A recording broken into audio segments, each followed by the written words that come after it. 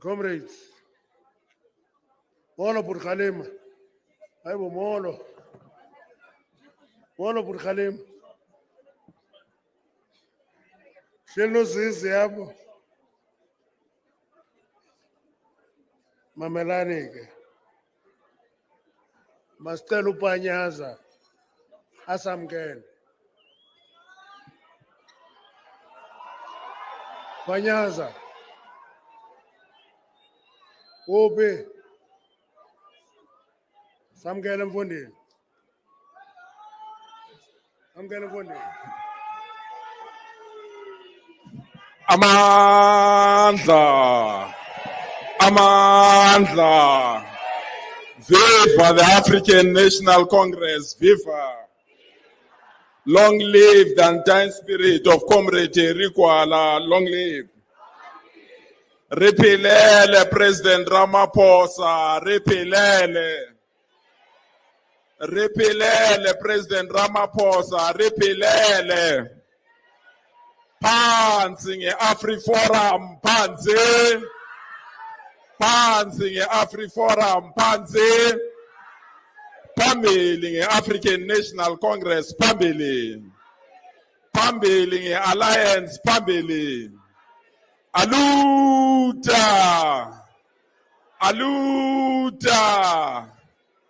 Niyabasabana. Thank you so much, National Chair. Let me take this opportunity to appreciate His Excellency President Cyril Ramaphosa and all former presidents of our movement and our country.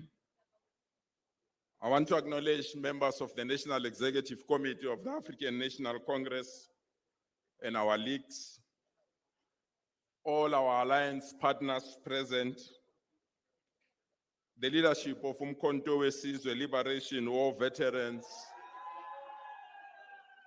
and all our international guests, chaplain, and representative for various religious movements, fellow delegates.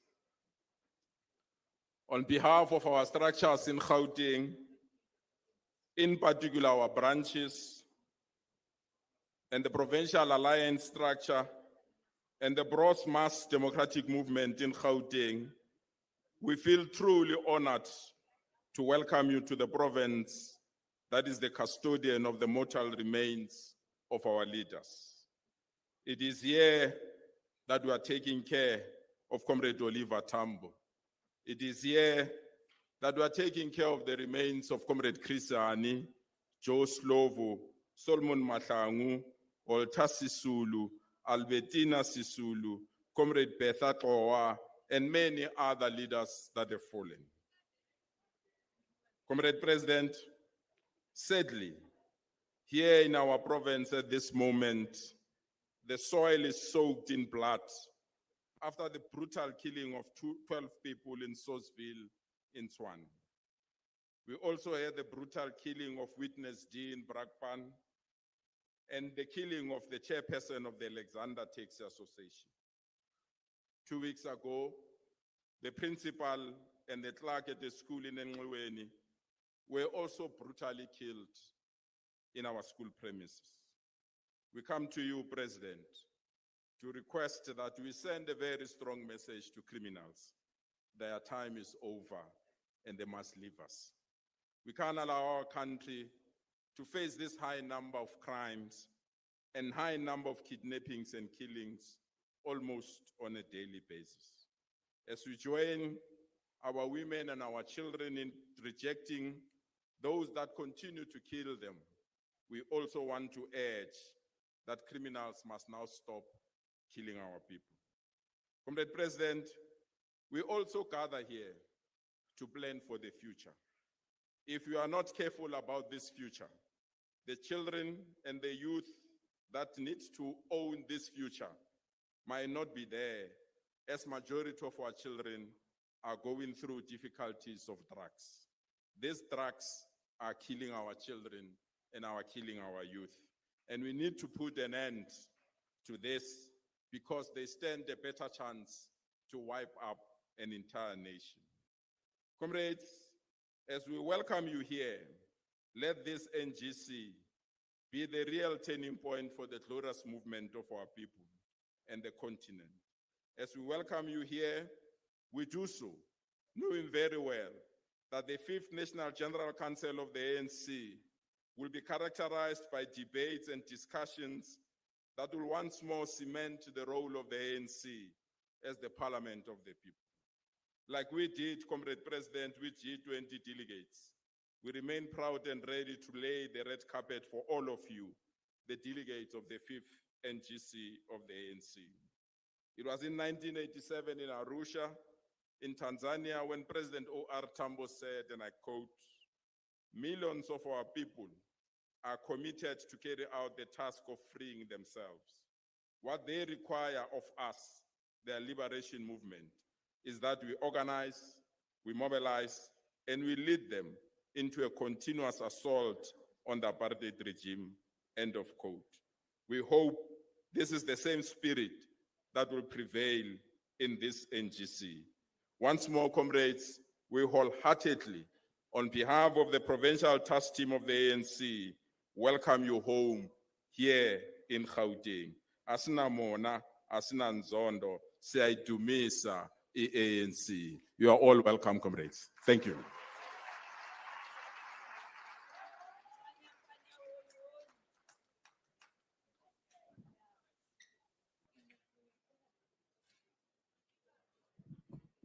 Undiphoxile ke Panyaza.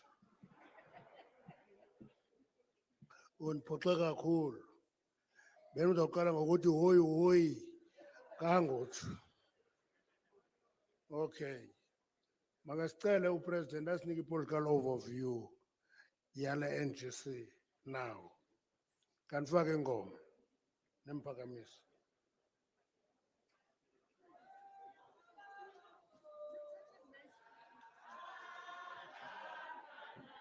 Yokala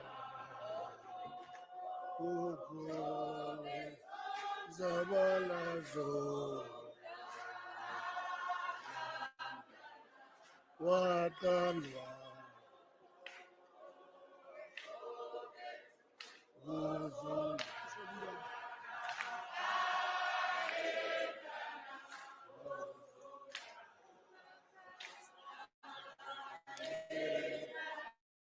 uzulu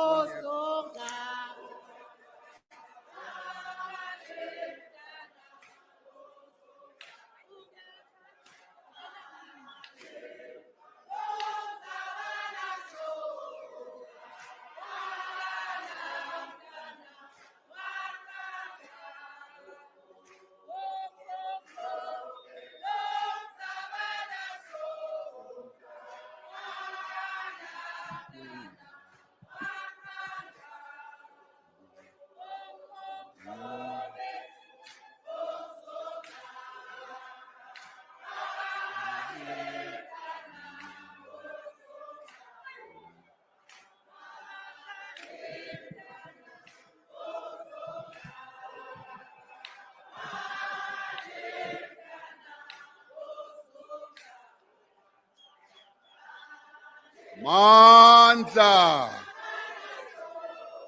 Amandla.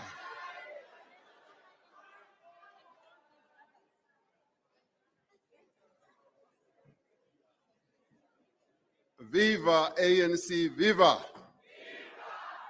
Viva ANC, viva. Viva COSATU, viva. Viva SACP, viva. Viva Sanko, viva.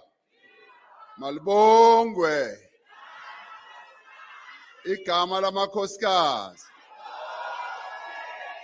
Forward with the ANC Youth League, forward. Forward with the ANC Veterans League, forward. Mandla. National Chairperson, Comrade Gwede Mantashe. Members of the National Executive Committee of the ANC,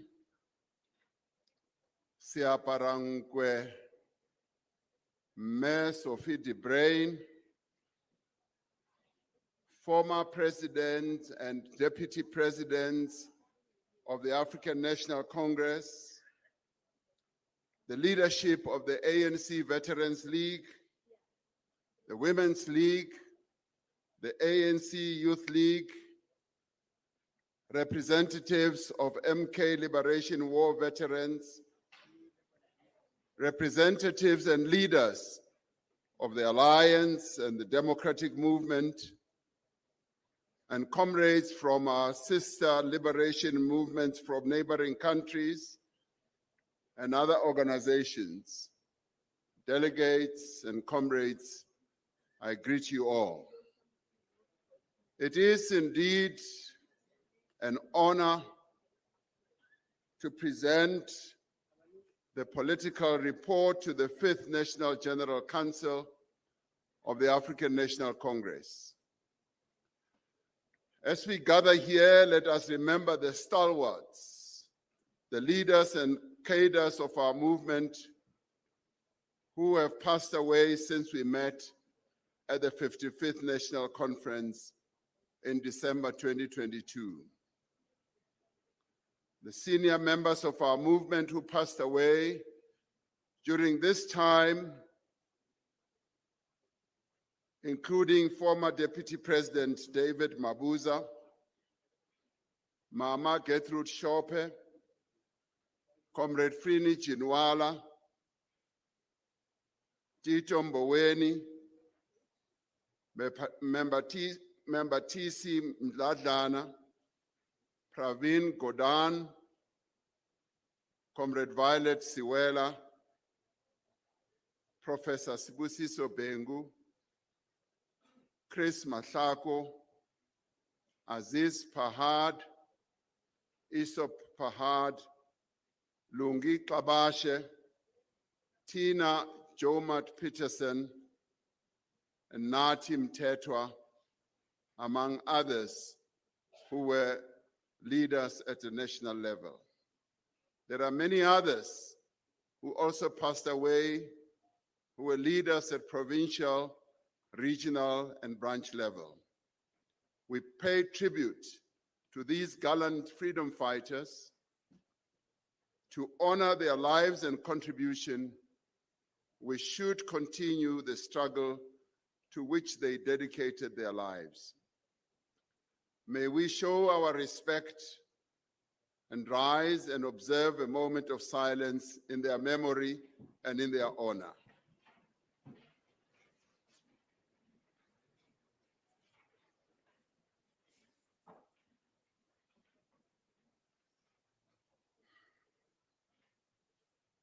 Thank you, comrades.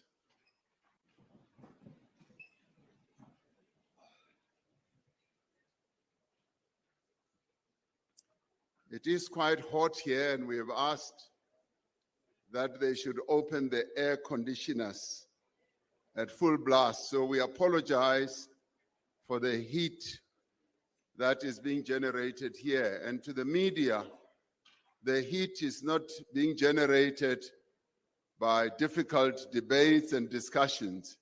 It's just the inability of the air conditioners to work at full blast.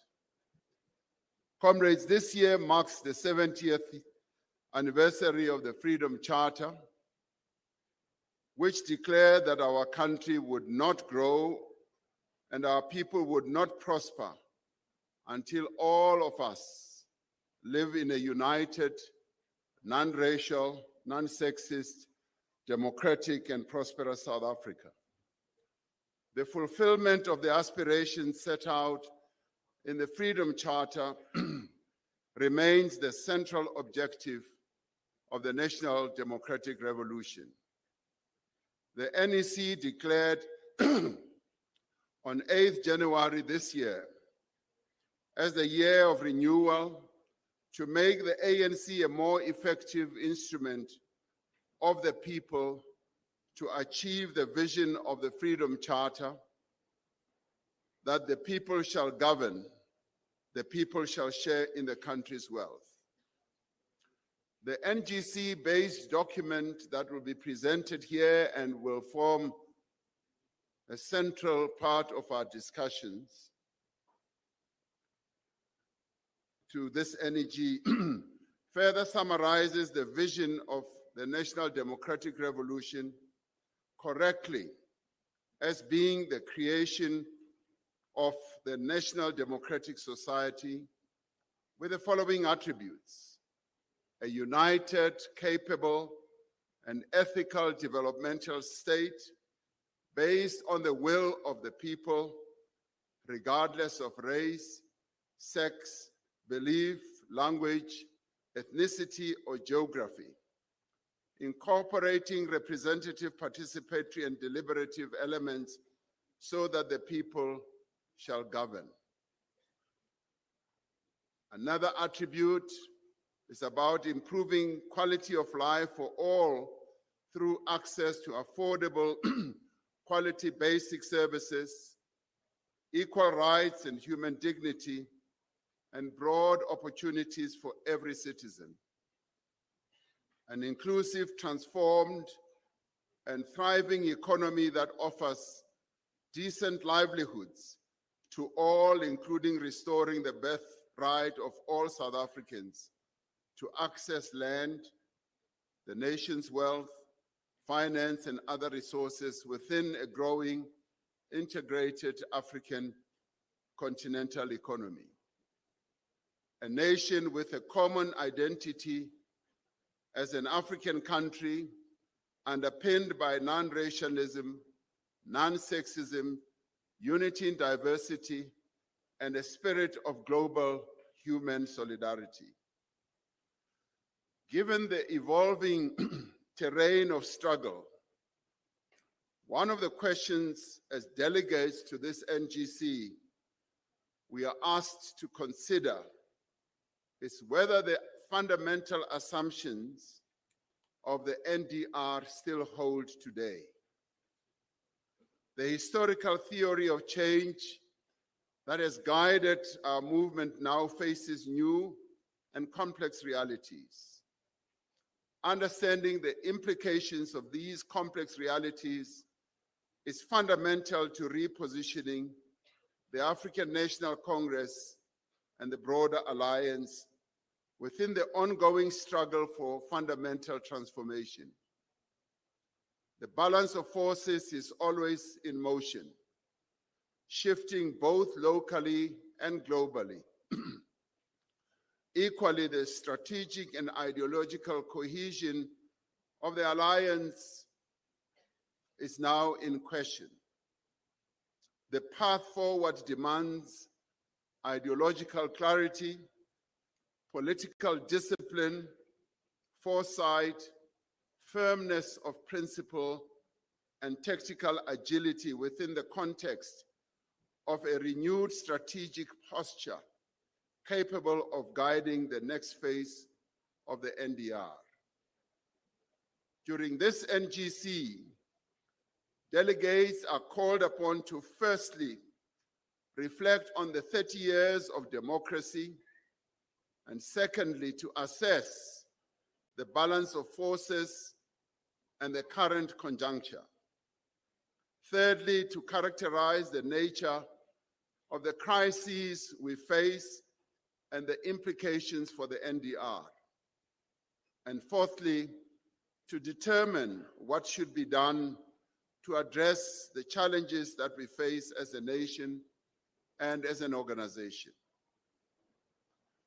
We are also required, comrades, to use the opportunity of this NGC to evaluate the extent to which the ANC has succeeded in implementing the decisions of the 55th National Conference, and in the course of our deliberations, we should examine how our policies and programs must be recalibrated and adjusted to better serve the people of our country. More importantly, the theme of our NGC asks delegates to interrogate how the ANC must be united, how it should be strengthened, and renewed to respond to the challenges and opportunities of our time. In the declaration of the 55th National Conference, we said conference rises with determination to implement the immediate program of renewal, which demonstrates that the ANC, by its actions, can be trusted to put the improvement of the conditions of life of all the people of our country at the center of all its actions. The conference made the fundamental point that for the ANC to be successful in transforming our country, in advancing the national democratic revolution, it must embark on a journey of thoroughgoing renewal. Renewal requires that we reaffirm the organizational culture and the traditions of the ANC as a movement that is rooted among the people, representing their interests, concerns, and aspirations. We require a renewal of values and ethics. We need to deal decisively with the scourge of corruption and unacceptable conduct. And we must forge a cadreship that is imbued with a militant, principled, and fighting spirit. We should also focus more attention on the implementation of our decisions. For the lack of the implementation of our decisions is a disease that we must rid our organizations and structures, including our government, of. The ANC must be united around the values and the principles of our movement. Enhancing the quality of membership and leadership is key to the renewal of the ANC, as was stated by the NEC in the January 8th statement. It continued to say that the membership system of the ANC is also being overhauled to ensure that the movement attracts into its ranks the kind of people who are willing to serve the people of South Africa. The criteria for membership and screening process to rid the ANC of criminals is an important part of the renewal process. This includes tightening and enforcing the leadership election processes. A renewed ANC must enforce discipline in the ranks of our membership. As renewal gains momentum, those whose conduct conflicts with our values and principles, the criminals, the corrupt, the careerists, extortionists, and factionalists, and those who actively work against the organization should find themselves outside of the African National Congress.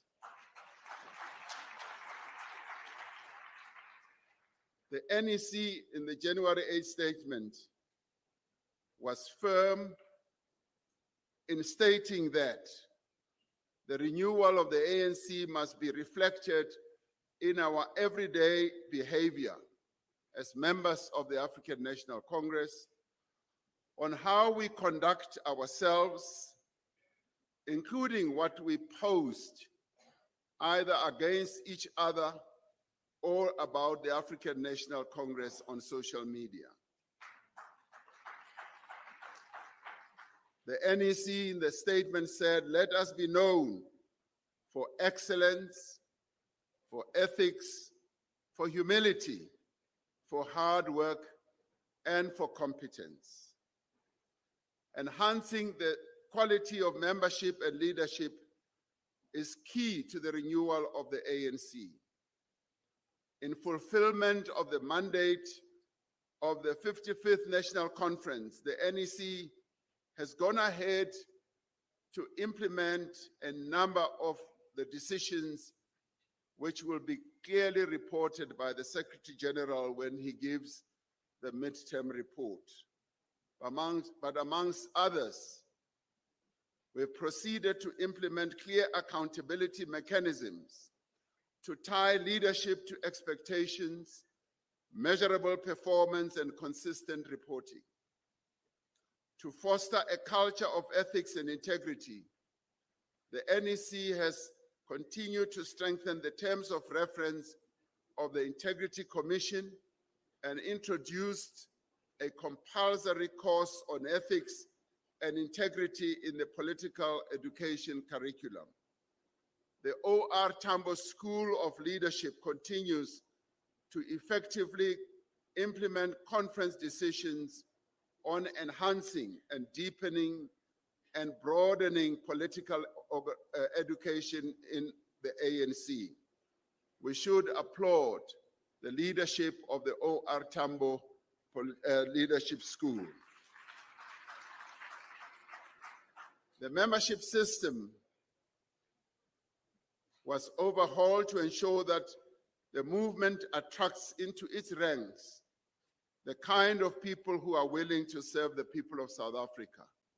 Much more work needs to be done to ensure that we attract those people who are ethical and who are prepared to serve the people of our country. As we noted in the January 8th statement, we have said that the central issue that we need to focus on is to ensure that all ANC structures must be grounded in the communities where they are located. The conference took resolutions on how to strengthen ANC branches to be more grounded amongst our people and to develop programs of action to respond to community concerns and better serve our people. Recruitment, induction, and cadre development are fundamental components of renewal. The ANC must not only draw into its ranks the best and most advanced within society, but as we are doing with the OR School of Leadership, must actively strengthen political education. At the same time, every ANC member bears a personal responsibility to develop their own understanding of the policies and programs of their movement. On coming to the alliance, the Revolutionary and Strategic Alliance grew out of struggle, out of a shared commitment to the liberation of the oppressed masses of our people. The unity of the alliance remains critical for the successful pursuit of the NDR, especially in these times when progressive ideas and values are under constant attack. Comrade O.R. Tambo's words still resonate. Ours is not merely a paper alliance created at conference tables. Our alliance is a living organism that has grown out of struggle, close quotes. The 55th National Conference directed the NEC to conclude discussions with our alliance partners on the issue of reconfiguration of the alliance. This year, we joined our alliance partner in celebrating the 40th anniversary of COSATU, which has carried forward the tradition of militant trade unionism throughout its existence. And they celebrated their 40th anniversary just a few days ago. And we say, forward with COSATU, forward. Forward with the workers of South Africa, forward. We pledge as the ANC to stand side by side with COSATU and its various unions to protect and advance the interests of the workers of South Africa. We must acknowledge that the decision by the South African Communist Party to contest elections separately threatens the unity and the cohesion of the alliance. Recent by-elections held in various parts of our country have shown that being divided risks consequences of causing major losses and confusing the voters of our country. The Secretary General will report on the discussions that have been held with the SACP on a bilateral basis with regard to the decision that their conference has taken. This NGC must discuss the full implications of this decision for our movement and for the alliance. We need to do so, particularly as we go towards next year's local government elections. This political report reflects on developments since we held our 55th National Conference in December 2022. We should recall that the 55th conference was held at a critical time in our country.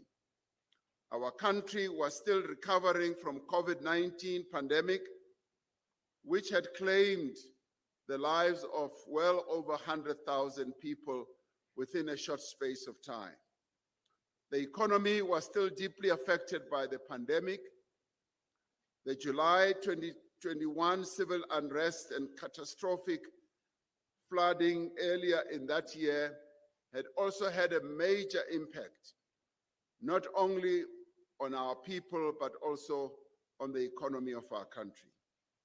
The country was in the midst of the most protracted period of load shedding in our history, with 205 days of load shedding recorded in 2022 and another 330 days of load shedding to follow in 2023. It was in this context that conference emphasized that the central task of the movement was the transformation and the growth of our economy and the creation of jobs. The essential measure of the state of the nation is the quality of life of its citizens. The legacy of colonial dispossession and apartheid remains a defining feature of South African society, reflecting persistent inequality in wealth, income, and access to land. Poverty remains our greatest challenge as a nation. In 2024, nearly a quarter of households considered social grants as their main source of income. While this is a sign of the extent of the need in society, which we should be concerned about, it is also an indication of the extensive social support measures that the ANC has put in place to assist poor South Africans who still live under the long shadow of colonial exploitation and apartheid oppression that still has consequences and a legacy that we need to deal with. Around 61% of the national budget after debt servicing costs goes towards the social wage, including social grants, education, healthcare, housing, and free basic services. Increases in the cost of living in recent years have affected all South African households, with the poor and the working class being most vulnerable. The 55th conference directed the NEC to address the issue of the cost of living as a key priority. In line with the resolutions of the 55th conference, measures to address the cost of living have included increases in funds to our municipalities to provide free basic services to needy households, indigent families, an increase in the value of social grants, and an expansion of the list of food items zero-rated for VAT. In the last 3 years, inflation has been tapering down from 7.2% to 3.6%, providing relief to households and boosting demand in the economy. We have often said that education must be at the center of our fight against poverty. We have seen a steady progress in improving our educational outcomes. Last year, our learners at grade 12 level achieved an 87 matric pass rate, the highest ever recorded in our democratic history, which is quite phenomenal. Through NSFAS, we are supporting over 800,000 university and TVET college students. Our focus now is on expanding access to quality early childhood development and early grade literacy and numeracy. And one of the challenges we neglected over a long time was to focus on early childhood development. And when we decided to move early childhood programs from social development to basic education, we have now taken the funding of early child development to a higher level and have allocated and will continue to allocate more money for ECD in our budget.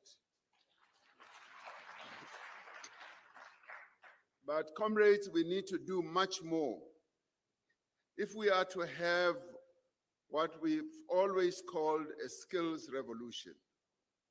A skills revolution ought to start with early childhood development, which is effective, leading up to primary school education, right through to tertiary education as well.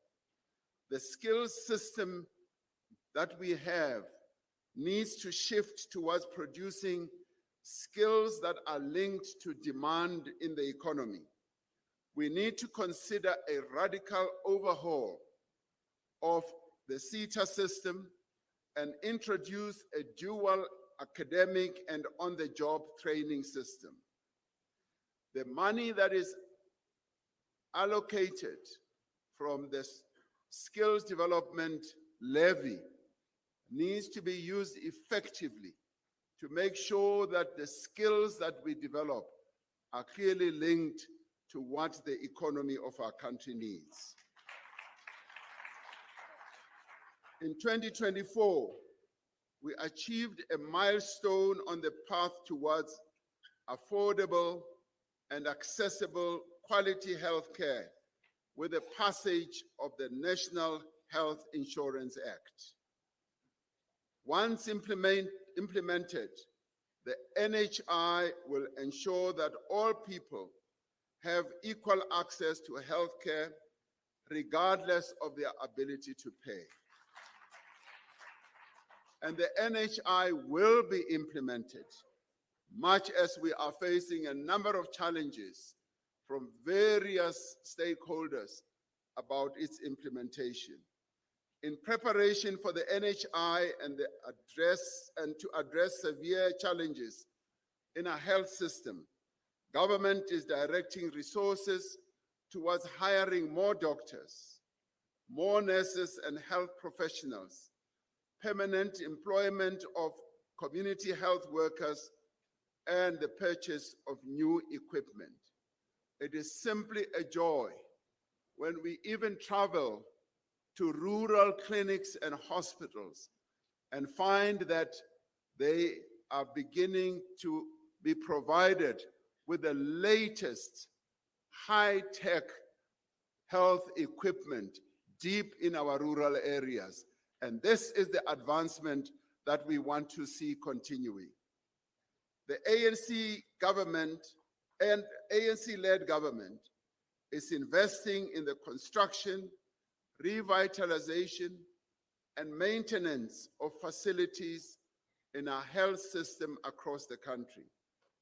One of the great achievements of successive ANC administrations is the massive extension of access to basic services such as electricity, water, sanitation, and refuse removal. Since democracy, access to electricity for lighting increased from 58% to now 95%. This is a phenomenal achievement we should be pleased with. Access to piped water inside houses or yards increased from 61 to over 82%. In just over the last decade, the percentage of households in formal dwellings increased from 65% to 88%. This was in a period when the total number of households in the country grew by 3.4%, a million rather. However, many communities continue to experience problems with reliability and the quality of services, basic services. The number of households experiencing water and electricity interruptions has increased significantly in recent years. Much of the decline is due to the weaknesses in local government, including governance lapses, poor financial management, inadequate infrastructure, maintenance, and the lack of skills. Work is underway to strengthen our municipalities to improve the delivery of basic services. When speaking about cohesion and national unity, this is central to the historic mission of the African National Congress to solve the national question by uniting the people of our country and building a sovereign South African nation. The ANC has successfully embedded these principles within our democratic constitutional order. The sense of shared nationhood is well established among South Africans of all races. However, some in our society still adhere to notions of racial superiority and seek to maintain racial privilege. The vehement opposition by some groups to our policies of transformation and redress conveniently align with wider notions of white supremacy and white victimhood fed by false claims of the persecution of white Afrikaners in our country. The propaganda of these false claims has real implications for our sovereignty, international relations, and national security. It is essential that we counter this narrative and defeat this agenda through direct and frank engagement, mobilizing broad support for the South African vision of non-racialism, reconciliation, and transformation. And this is a campaign that needs to be launched not only in our country, but globally as well, particularly to address the false notions that some globally are perpetrating about what is happening in South Africa.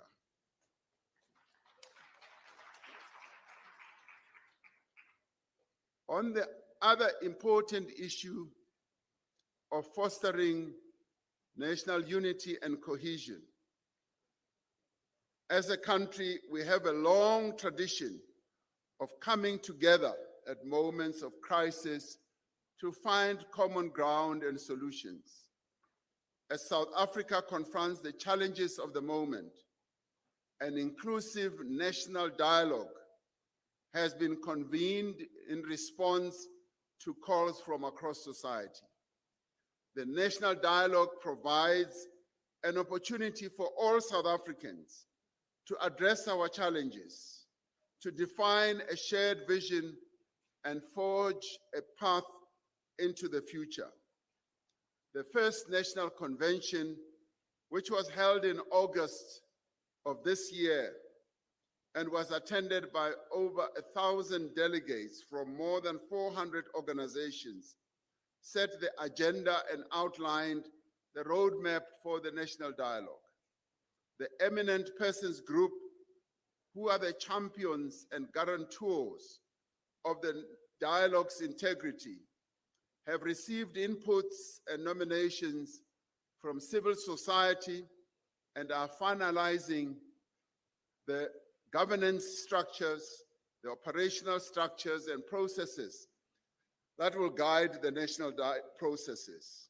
In the coming year, thousands of public dialogues will take place in wards of our country. The National Dialogue should produce a social compact that is widely inclusive, that has broad support in society, and that will guide the country forward along a common path. On the issue of governance, elections, and accountability, our country held its 7th election on the 29th of May, 2024. The election reaffirmed that democracy is entrenched, it is robust, and it is enduring in South Africa. This was the most contested election in 30 years of our democracy, with a proliferation of parties and, for the first time, independent candidates. However, it was a severe strategic setback for the African National Congress. We received only 40% of the national vote. This was the first time since the advent of democracy that our share of the vote was less than 50%. While the ANC remains the most supported party, with almost twice as many votes as the next party, we suffered our greatest drop in support since 1994. We lost our majority nationally and in key provinces of Gauteng and KwaZulu-Natal. Among other things, the drop in support can be linked to the emergence of the MK party, the dissatisfaction of our people with unemployment and lackluster economic growth, service delivery challenges, and anger and perceptions of widespread corruption, but also the weaknesses in our own structures, which we clearly saw with a weak election campaign that could have been a lot better had our structures been stronger. The record low voter turnout of 58% affected the ANC more than other parties. The NEC agreed that the election results placed a responsibility on the ANC to give leadership to the country and ensure unity, stability, peace, and progress in the nation. After considering various available options, the NEC decided that we should invite all political parties in the National Assembly to form a government of national unity as the best approach to move the country forward. Following engagements, a government of national unity was established with 10 parties participating: the African National Congress, the DA, the IFP, the PA, FF+, the UDM, Rise Mzansi, Al-Jamaa, the PAC, and the Good Party. The parties agreed on a statement of intent committing to respect the Constitution of our country, the rule of law, and to promote accountability, transparency, integrity, and good governance. They agreed on a basic minimum program, which formed the basis for the medium-term development plan. The GNU identified 3 priorities. Firstly, to drive inclusive growth and job creation. Secondly, to reduce poverty and tackle the high cost of living. And thirdly, to build a capable, ethical, and developmental state. In its assessment of the first year of the GNU, the NEC agreed that we have safeguarded the core progressive policy agenda of the National Democratic Revolution. Through the GNU, the ANC has continued to execute its agenda for nation building and fundamental social and economic transformation, albeit under difficult conditions. We have stood firm against resistance campaigns mounted by right-wing forces and have not retreated from progressive domestic and foreign policy positions. The 55th conference agreed that building an ethical and capable state is essential for economic transformation. A fundamental feature of such a state is a public service that is professional and competent. To this end, the National Framework for Professionalization of the Public Service was adopted by Cabinet in 2022. Recruitment and selection processes are being overhauled, along with performance management systems, competency-based assessments, and integrity tests are also being introduced, particularly tests that will be able to give us information about the integrity of those who should serve our people. One of the other key aspirations of the professionalization framework is the depoliticization of the public service. Those who work in all spheres of the state need to be insulated from undue political interference and vested interests as well. State capture provided a bitter lesson on the vulnerabilities of the public sector to interference by private business interests. Our conference resolved to strengthen local government by addressing political and administrative instability, improving service delivery, and strengthening accountability and financial sustainability as well. Many cities and towns across our country are failing to deliver basic services, creating serious challenges for the residents, for businesses, and for public facilities such as schools, clinics, and hospitals due to the lack of proper basic services delivery.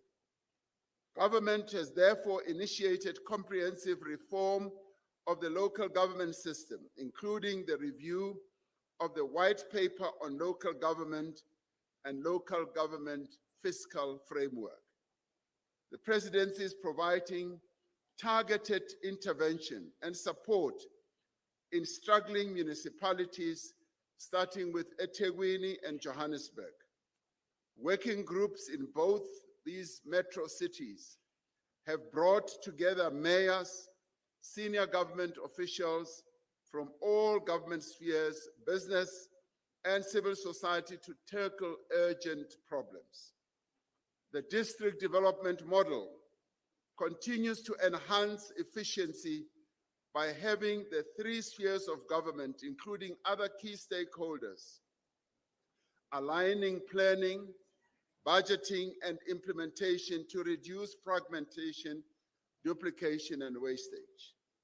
We are committed to continue working with our traditional leaders to ensure that they can play their essential role in promoting sustainable and inclusive economic development while being custodians of heritage, culture, and traditional values.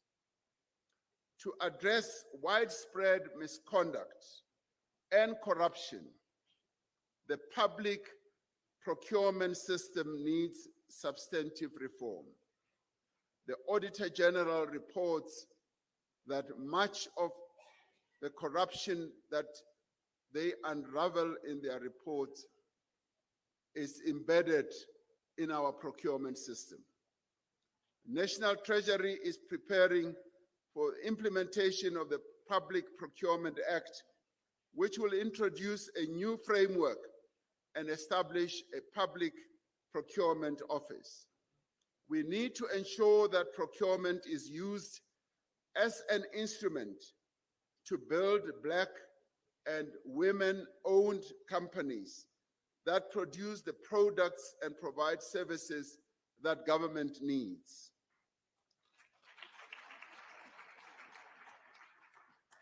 It is found that too many tenders that are issued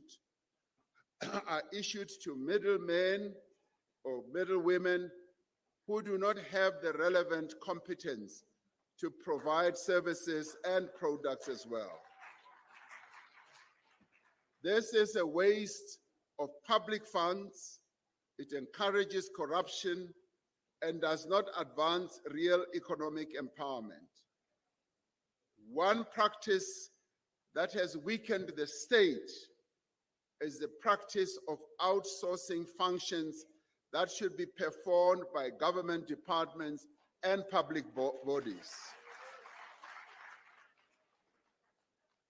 The effect of this is that public institutions no longer have the skills and the capabilities that they need because they outsource many of the functions that should be performed and conducted by a capable state.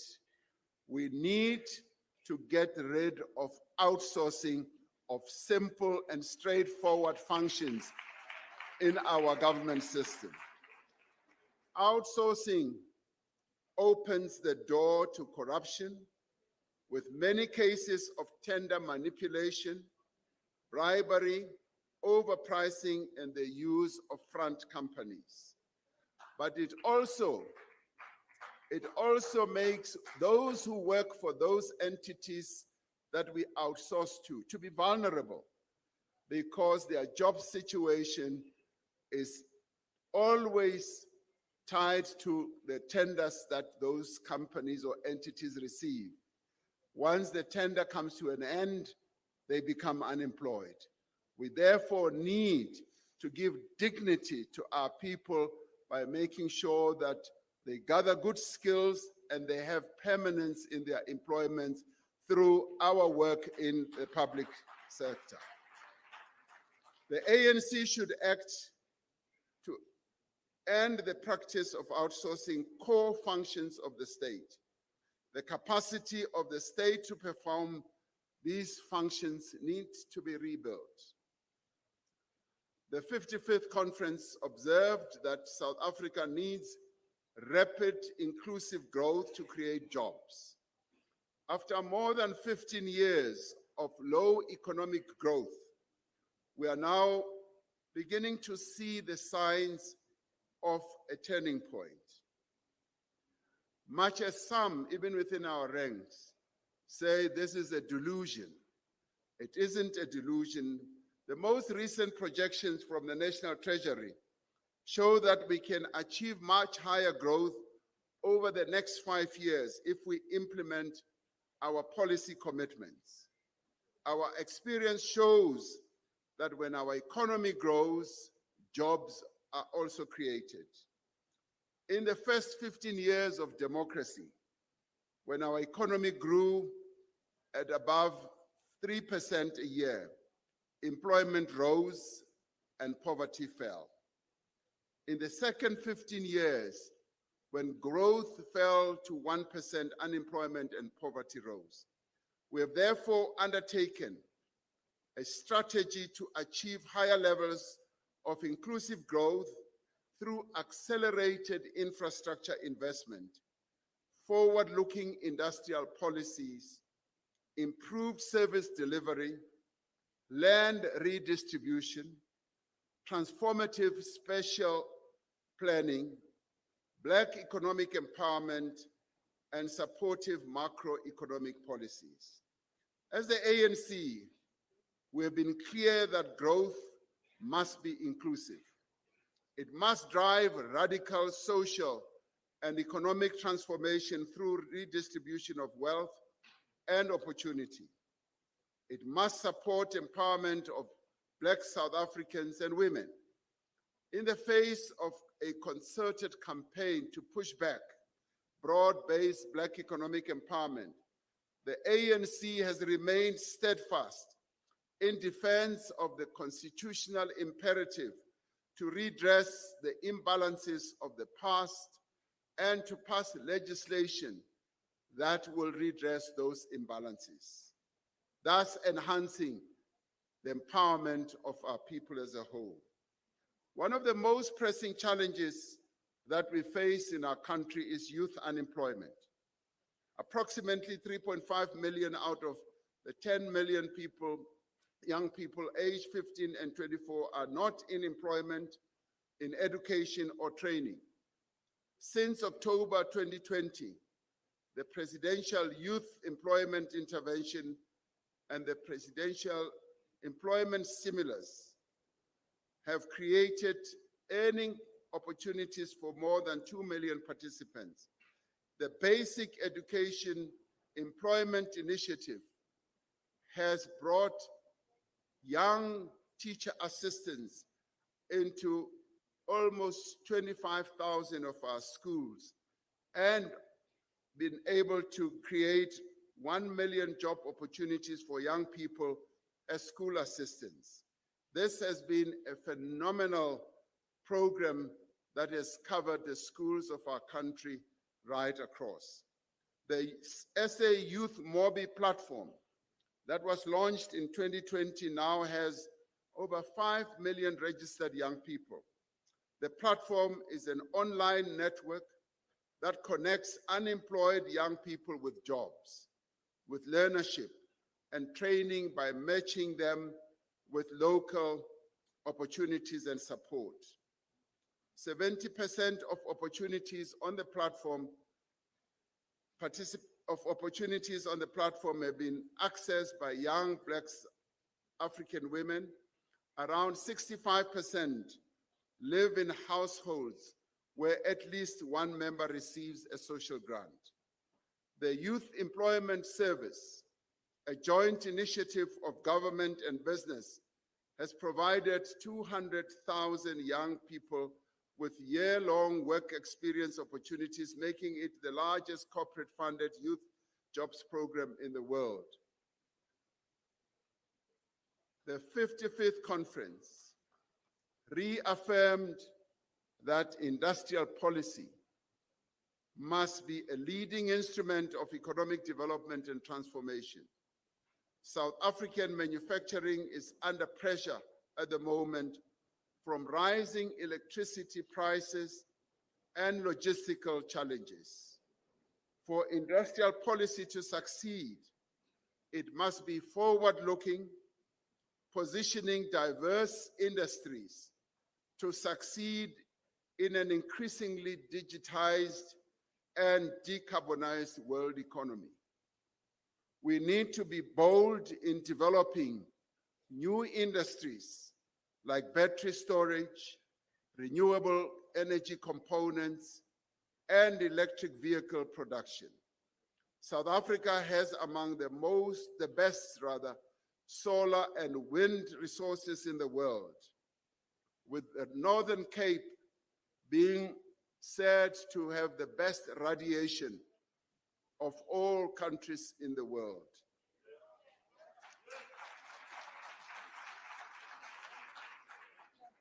Yes, it does, including Comrade Zamani, having a town which is called Hotazel.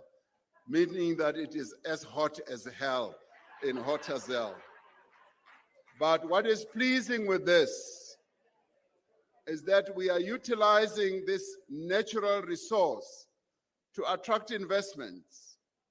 The Northern Cape has seen the most investments in renewable energy, utilizing the sun or solar, and the Eastern Cape has also seen great and increasing investments in wind power, as the Western Cape, and now Mpumalanga and Limpopo are also going to see heightened investments in utilizing our natural resources, including methane gas, which has been found in Mpumalanga.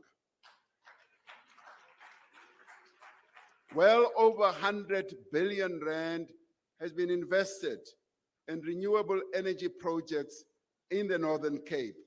And Comrade Zamani reports that we've seen great growth in the Northern Cape. Industrial expansion requires efficient, reliable, and competitive network industries. However, over the course of more than a decade, our state-owned enterprises in these network industries, particularly Eskom, Transnet, and PRASA, declined due to the effects of state capture, mismanagement, and a lack of capital investment. To correct this, and in line with the resolutions of the 55th National Conference, government is leading a process of structural transformation in energy, in water, in our ports, in our rail and telecommunications. Now, through this work, we are reducing costs, we are improving efficiency, we are lowering barriers to entry and enabling higher levels of investment. We have seen a dramatic drop in load shedding frequency and severity. This has been made possible by steady improvement in Eskom's performance and regulatory changes to allow private investment in electricity generation.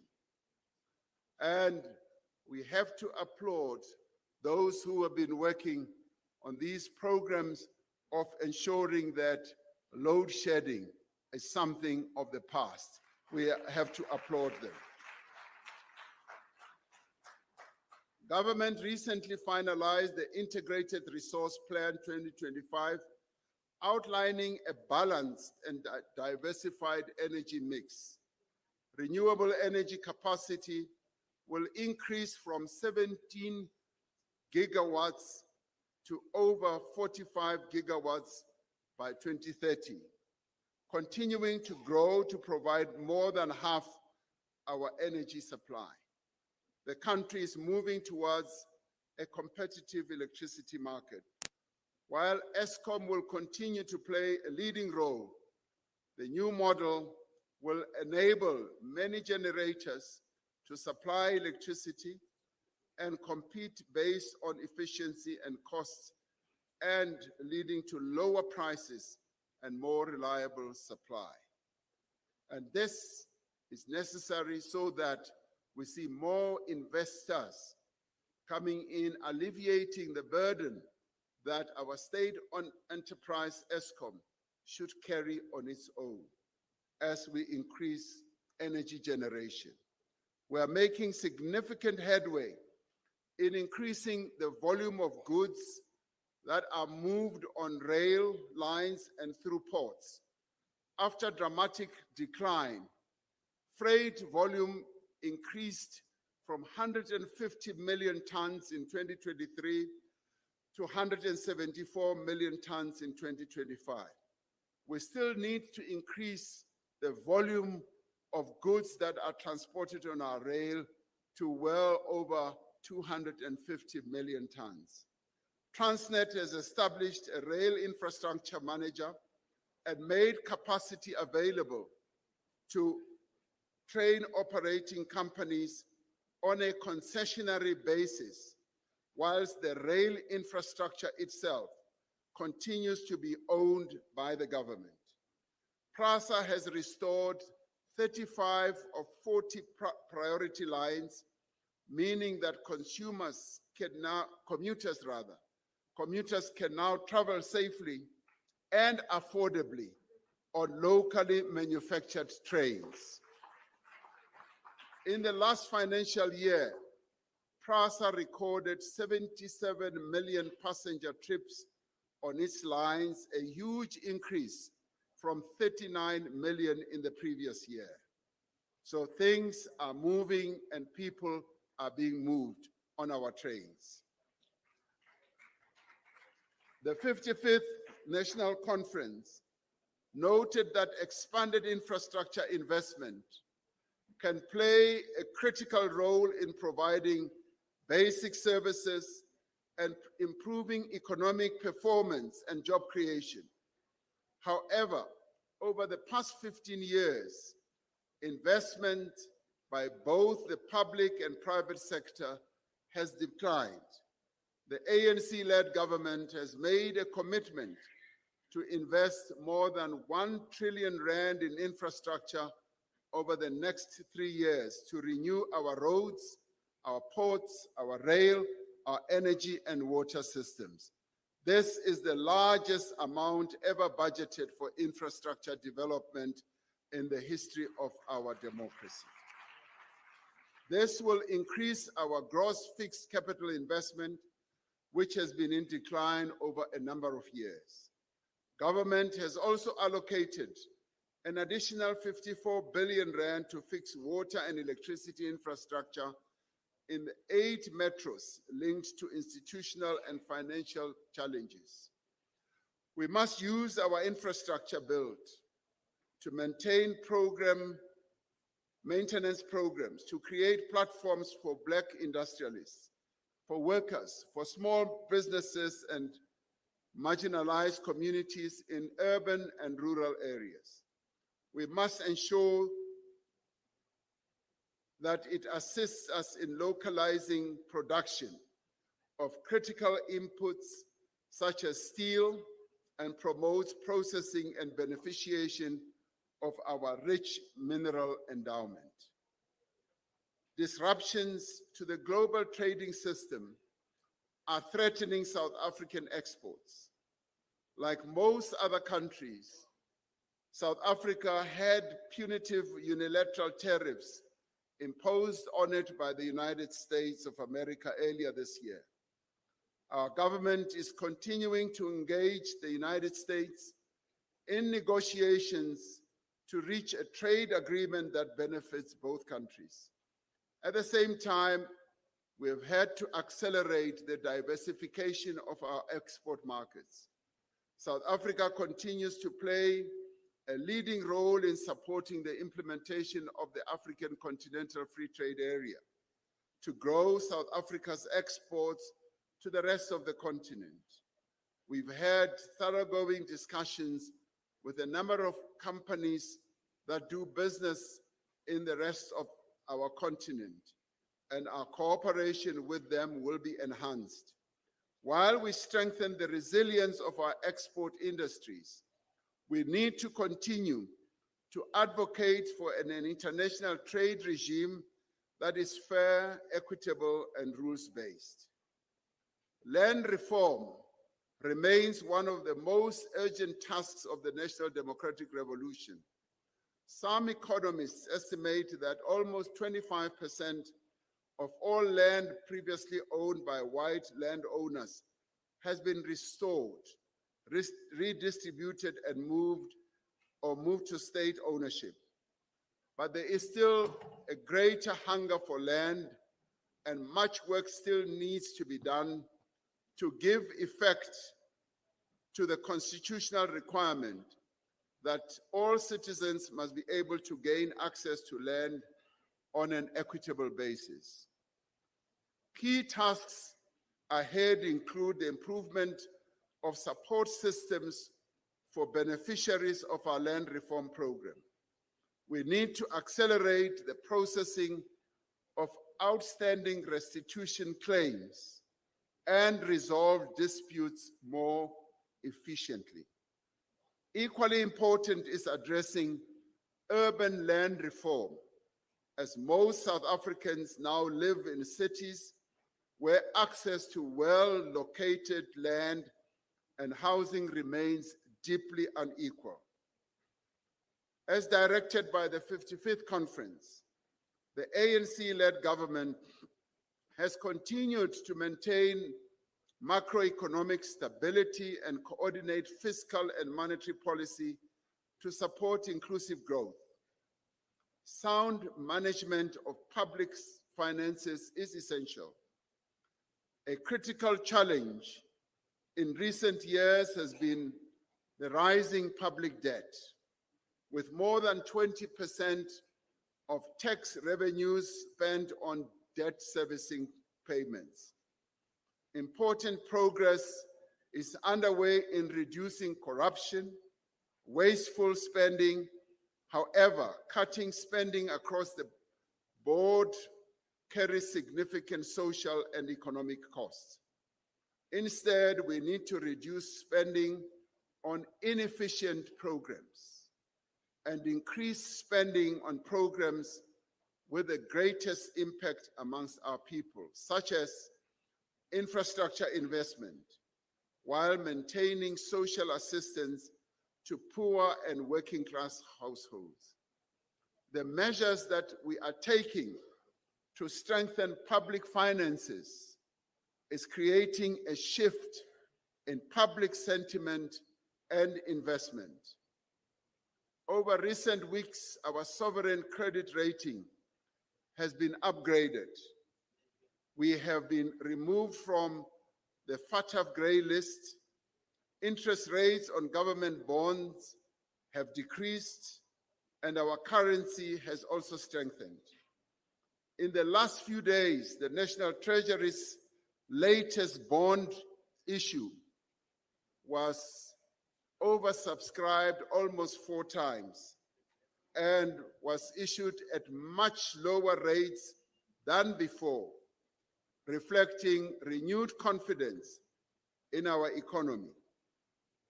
Some leading business people have said that due to the measures that we are taking, the South African economy has turned the corner after more than a decade of decline due to state capture, the COVID pandemic, the 2021 civil unrest, and the devastating floods of 2022, and weaknesses in government execution.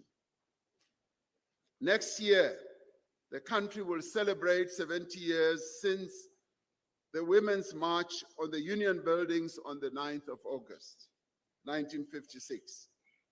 We will recall the courage as well as the determination of the women of our country in standing up not only to the apartheid government, but to laws, practices, and attitudes that prevented South African women from realizing their rights. We are fortunate today to have Comrade Sophie de Bruyn amongst us, who is a Isitwalandwe, who participated in that march. As the ANC, we have carried that spirit into our democratic constitution, into our laws, policies, and programs. This year, the world marked the 30th anniversary of the Beijing Platform for Action on Women's Rights and Gender Equality. This landmark development has had a profound impact on our own country's efforts to advance the position of women in society. Today, South Africa ranks second. I repeat this. South Africa ranks second out of G20 countries in terms of women representation in parliament.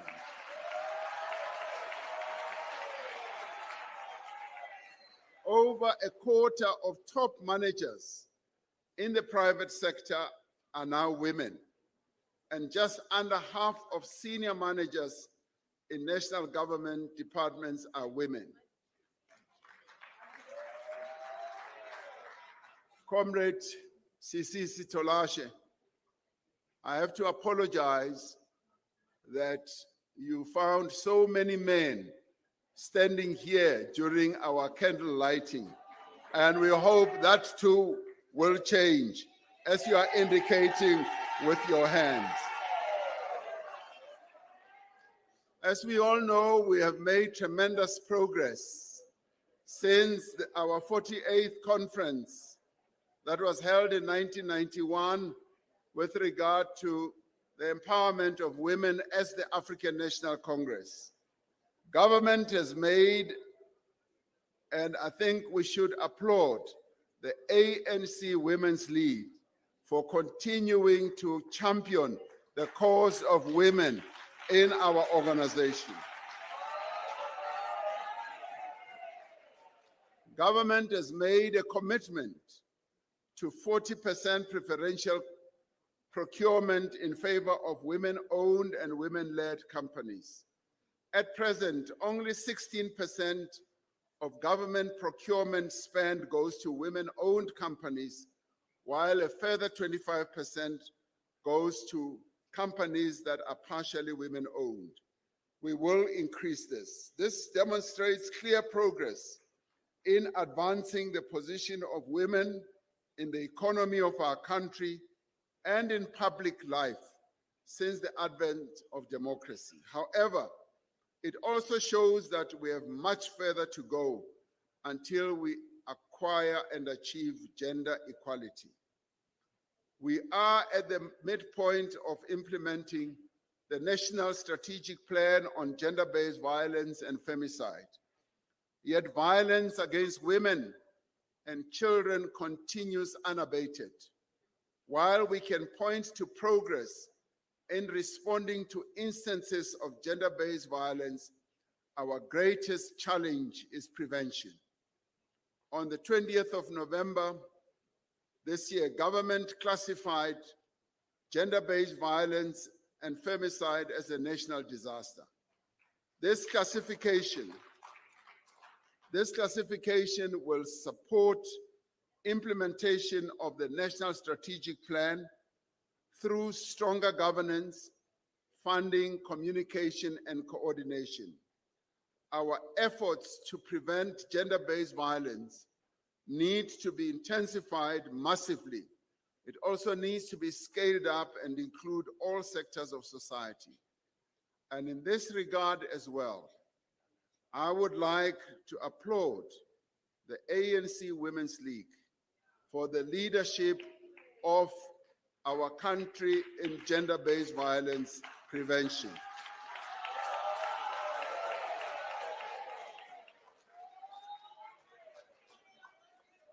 Comrades, crime and violence continues to take a toll on our society. Apart from the human cost, crime impedes social development and inclusive economic growth. Police continue working with our other law enforcement agencies to dismantle organized crime syndicates and combat financial and violent crimes. Initiatives such as Operation Shanela have had great success in arresting suspects, recovering firearms, seizing stolen vehicles. The South African Police Service has increased its intake of new personnel, including into units like public order policing and detective services. While the country has recorded a decline in some crime categories, we have seen a rise in extortion, kidnapping, and illegal mining. In response, the establishment of a multidisciplinary economic infrastructure task team in 20 hotspots has led to several breakthroughs. Involvement and mobilization of communities is critical to the fight against crime. Significant effort and resources have been directed towards reviving community policing forums.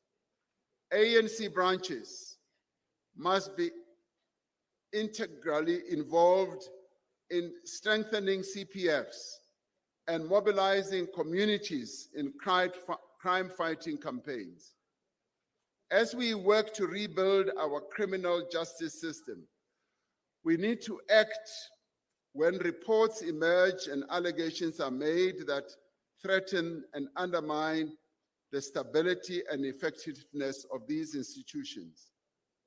In August this year, we established a commission of inquiry headed by Justice Madlanga to investigate allegations about collusion of police and political figures in criminal activity. At the same time, our National Assembly established an ad hoc committee to probe the same allegations. This is necessary to establish the facts through an independent, credible, and thoroughgoing process so that we can ensure that accountability of our institutions and safeguard public confidence in the police service. We are hopeful that the findings and recommendations from these investigations will represent a turning point in our fight against crime and corruption. The integrity and the credibility of our criminal justice system is vital to ongoing efforts to combat crime and corruption. Over the last few years, we've made significant progress in building and strengthening law enforcement agencies, security services, and prosecutorial bodies.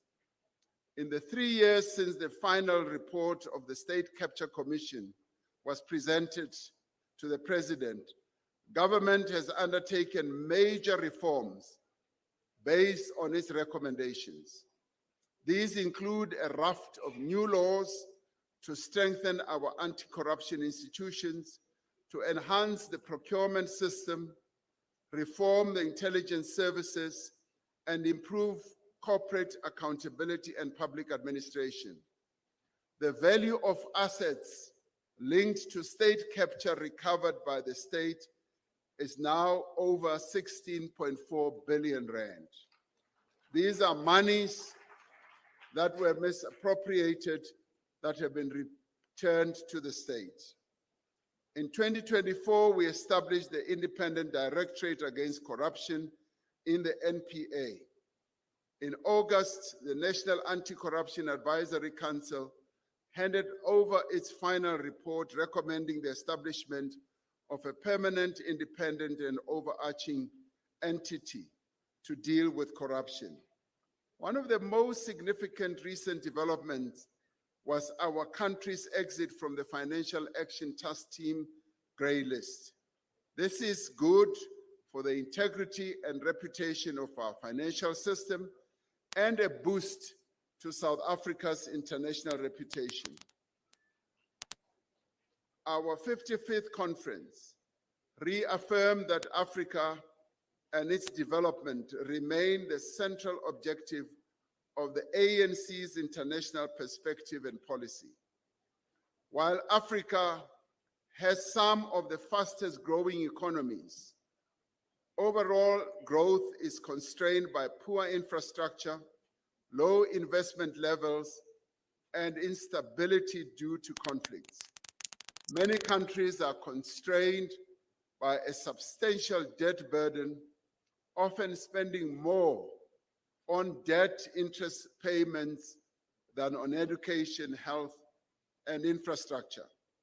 To accelerate sustainable social development, our continent needs to focus on growing investment and trade, building infrastructure, achieving debt sustainability, and promoting peace and stability.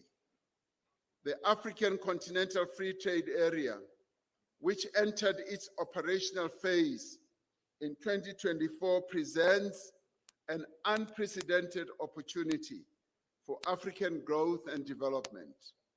Intra-Africa trade only accounts for about 16% of total trade on the continent. Therefore, increasing trade between African countries through the African Continental Free Trade Area will spur industrialization, attract investment, and encourage development of regional value chains. South Africa is well positioned to benefit from access to a single African market of over 1.4 billion people. With an advanced and diversified economy, developed infrastructure, and mature capital markets, South Africa is an attractive place for companies to locate their African operations. Meaningful social development and economic growth cannot be achieved until we silence the guns on our continent. Despite progress over 3 decades, recent years have seen reversal. There's been a surge of military coups in a number of countries on our continent, in countries such as Mali, Guinea, Sudan, Chad, Burkina Faso, Niger, Gabon, and Madagascar. We have seen devastating conflict in the Sudan, the Eastern Democratic Republic of the Congo, Tigray, and South Sudan. These conflicts have caused thousands of civilian deaths and displaced millions. Many parts of the Sahel region and northern Mozambique have suffered from terrorist attacks and insurgencies. And in line with the international stance of the ANC since 1994, our country has contributed to a number of UN, AU, and SADC peace operations. We have been part of fostering peace in Lesotho, Burundi, South Sudan, and hosted negotiations that brokered ceasefire between the government of Ethiopia and the Tigray People's Liberation Movement. We must be concerned that the struggle of the people of Western Sahara for self-determination has been set back by the recent UN Security Council resolution, which strongly endorsed Morocco's autonomy plan as the most feasible solution, shifting away from past UN positions on a referendum on self-determination. This development calls for the intensification of diplomatic efforts to find a path forward that prioritizes the rights and the interests of the people of Western Sahara. The world faces severe interconnected challenges. Climate change crisis is worsening, with billions affected by underdevelopment, inequality, poverty, hunger, and unemployment. Economic growth remains subdued globally, with many nations burdened by unsustainable debt levels. The global balance of forces is shifting in different and sometimes contradictory ways. The economic and political rise of the global South countries is upending long-established power relations, and these changes are occurring amidst unpredictable and disruptive actions of a new US administration, creating uncertainty and volatility. As a movement and as South Africa, our engagement in international relations aims to promote our country's national interests and protect our sovereignty and constitutional order. It is aimed at improving the well-being, safety, and prosperity of our people. Through the G20, the BRICS, and non-aligned movement, various UN platforms, our country is making an important contribution towards an international order that is more inclusive, that is more just, stable, and peaceful. As a country, we used our G20 presidency to promote practical actions to advance the interests of our continent and the global South. Through more than 130 meetings, we engaged on a bold, transformative G20 agenda that resets relations between countries of the North and South, which strengthens multilateral institutions and the rule of law. All key agreements at the G20 Leaders Summit are important for the well-being and development of the people of our country and our continent and the world. From actions agreed on debt sustainability to just transition finance, from critical minerals to international finance architecture, the G20 outcomes provide important support for our efforts to grow and transform our economy and create jobs. I have, in a national address, thanked the people of South Africa for the manner in which all of us were able to have a very successful G20. I now thank you as members of the ANC. I particularly want to thank our government officials, our ministers, but also more particularly those who were at the center of hosting the G20, which was our Minister of International Relations and Cooperation and our Minister of Finance.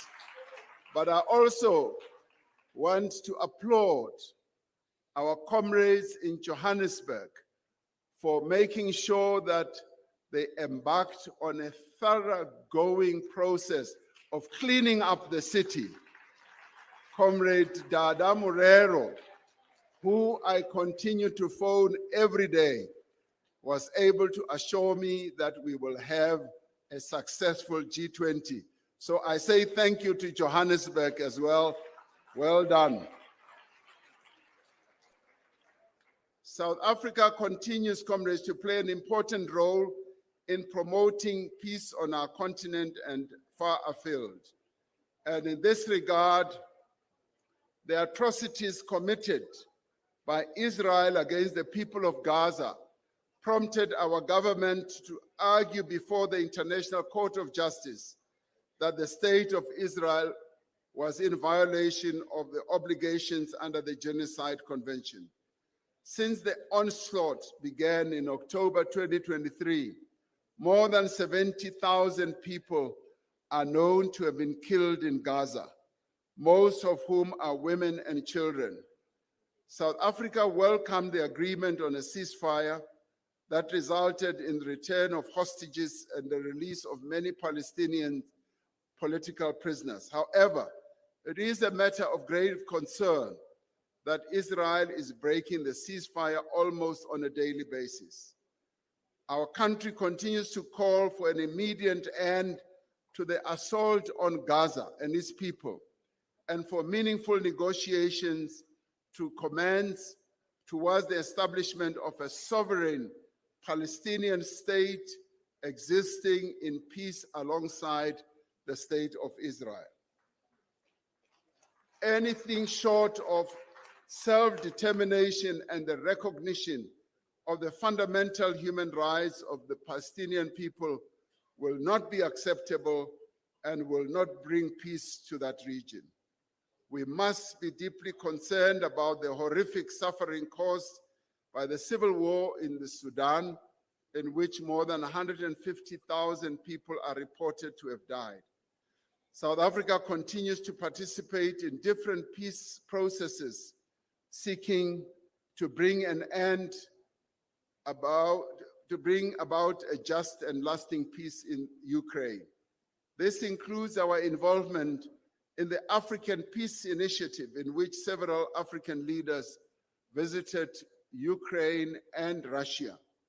Our efforts are informed by commitment to peaceful resolution to various conflicts. All conflicts reveal shortcomings in international mechanisms to maintain peace and security. The UN Security Council, in particular, has shown that it is incapable in its current form of fulfilling its mandate. There is therefore an urgent need for the reform of the UN Security Council and other international institutions to ensure that they are representative. This is in line with the decisions adopted by the African National Congress at its various conferences. Our reflection on the work of the Renewal Commission, which was decided on by our conference. The ANC's program of organizational renewal is showing progress. The SG will report on this in the medium-term report that he will present shortly. There is still important work to be done, and the movement must continue to attend to both organizational and ideological renewal. And unless the ANC succeeds in renewing itself, we will perish. We must build better and activist branches. We must revive sectorial work. We must strengthen the alliance. We must reassert ANC values and principles and strengthen organizational integrity. The ANC appointed the first Renewal Commission during 2017 and 2022 term, with a main brief to develop an ANC Vision 2032. The discussion document on the vision was completed and presented to the NEC and the National Conference in 2022. Vision 2032 will be made available to NGC delegates to consider as part of their commission deliberations. The second Renewal Commission highlights the need to continue strengthening the key elements as parts of renewal. And these include organizational design, cadre development, integrity, and revolutionary morality. As we proceed towards the 120th anniversary of the ANC, the Renewal Commission recommends specific areas for attention and focus. Firstly, to eradicate factionalism and patronage by intensifying efforts to build unity in our ranks. Secondly, to reassert political discipline and cadre accountability by becoming more systematic and vigorous in ensuring accountability. Thirdly, to modernize and streamline organizational processes to make them more efficient and accessible. And fourthly, to strengthen ideological training and leadership skills by intensifying political education, which is currently underway. Fifthly, to diversify and broaden the demographic composition of our leadership structures. And lastly, to enhance the integrity and candidate lists by strengthening transparency in candidate selection processes. We also need to reinvigorate the alliance by creating and strengthening alliance forums for discussing ideology and strategy. We must also undertake grassroots mobilization through regular engagement with the masses of our people through door-to-door engagement, imbizos, and other forms of mass work. Now, I want to stress that in the last election, comrades, if we are to be honest with each other, our door-to-door culture was not at its best. We did not do vigorous door-to-door. And as a result, on election day, that's why we saw so many people staying away from the polls. And in part, it was largely because they had never been touched by the ANC visiting their homes, visiting the various locales that they go to. We must therefore, as we approach the next local government elections, ensure that we go back to basics. We go back to what has made us a strong organization. being closely connected and rooted with our people. There is also a need for us to renew our values and political culture by reintroducing meaningful initiatives to engage communities and serve the people. We need to encourage a culture of humility and modesty amongst our leaders. This practice of showing off to our people, either our wealth, our cars, as we drive in our communities, must come to an end. The ANC serves the people. This NGC should elaborate on specific actions to be taken under each focus area. If the ANC can demonstrably renew itself, then public attitudes towards our movement will shift from cynicism to possibly cautious optimism and ultimately to absolute embrace and support. We have to earn that trust through our actions, not our words. The world is changing in unprecedented ways, with both challenges and opportunities for our country as well. It falls on the African National Congress to provide leadership.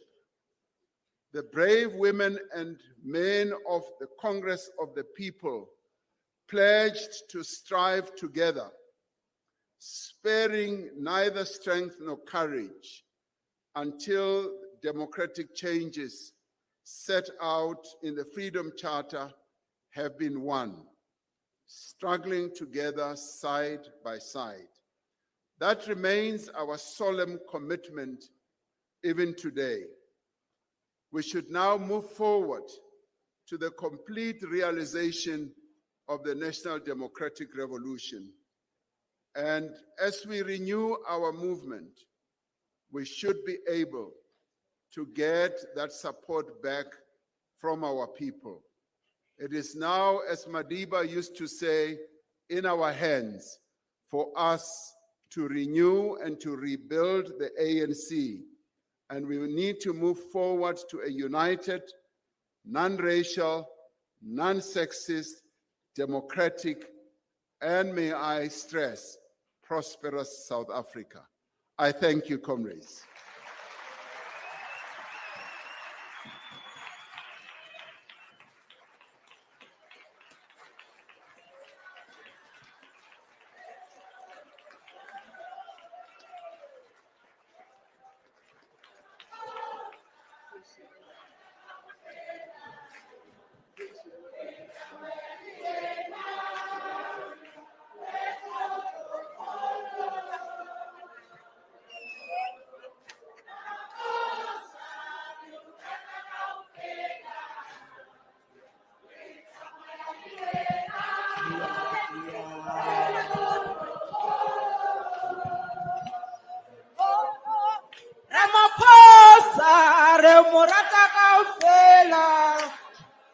Rita moya liena, we molo molo, molo. Ramaphosa, remorata gaufela. Rita moya liena, we molo molo. Amanda.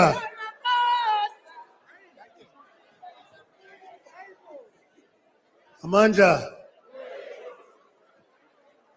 uPresident usinike into ekuthiwa yi-political report, not just the political overview. He gave us the political report for the period. So after we've adopted the credentials, you will have to adopt this report as well. Now, time is against us, but we must do this. We must allow messages of support to be read now. Z6. No, Mamelan. Z6. We have 3 alliance partners. We have 3 liberation movements that have sent people here who are having a presence. So we allow Isango to speak first, followed by COSATU, followed by the Communist Party. Those are our allies. Then we'll come to the liberation movements.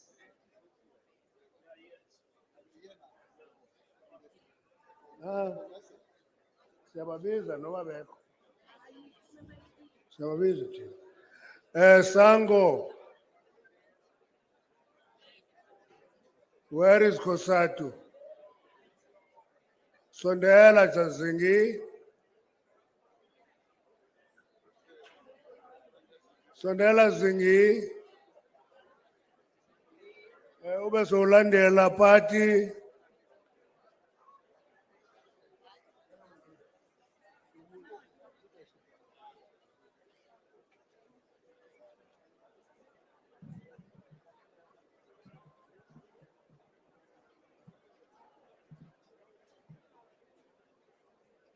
Thank you very much, Chairperson. President of the ANC, Comrade Cyril Ramaphosa, ANC leaders who are present here, leadership of SANCO led by Deputy President, the President of COSATU, Comrade Zingisa, and other leaders of COSATU present. General Secretary of the SACP, although I've not seen him, Comrade Mapaila and other leaders of the SACP present. Leaders of the ANC Women's League, leaders of ANC Youth League, PYA, MDM structures present, and all the invited guests present here. Sinesiqubulo sethu kwisanko esithi asikhulumi ngesikuzwile, sikhuluma sikubonile, sikhuluma ngesikwaziyo. This National General Council of the ANC, Comrade President, is the constitutional imperative and a platform for the ANC to assess its work in the middle of the term of office of the National Executive Committee in between conferences, as you told us.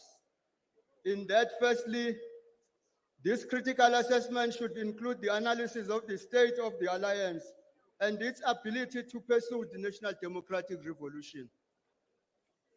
Secondly, it must also deal with the assessment of the program of action that the ANC adopted and instructed government to implement in accordance with the work of the ANC subcommittees. Lastly, it is the political program of the ANC to renew itself to become an even more powerful instrument to drive the transformation agenda.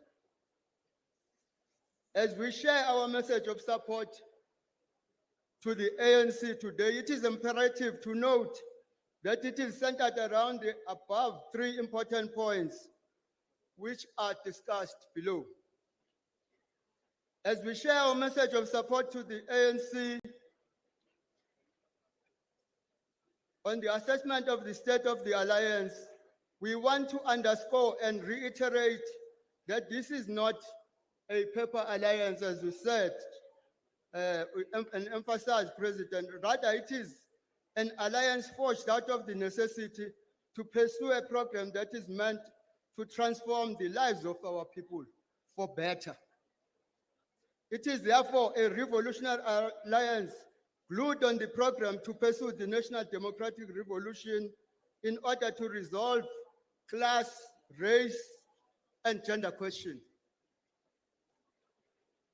Therefore, whether dialectical contradictions prevail on the alliance relations, their synthesis should be predicated from the three important aspects of our revolutionary struggle: the class, race, and gender question. Hence, the following questions are important.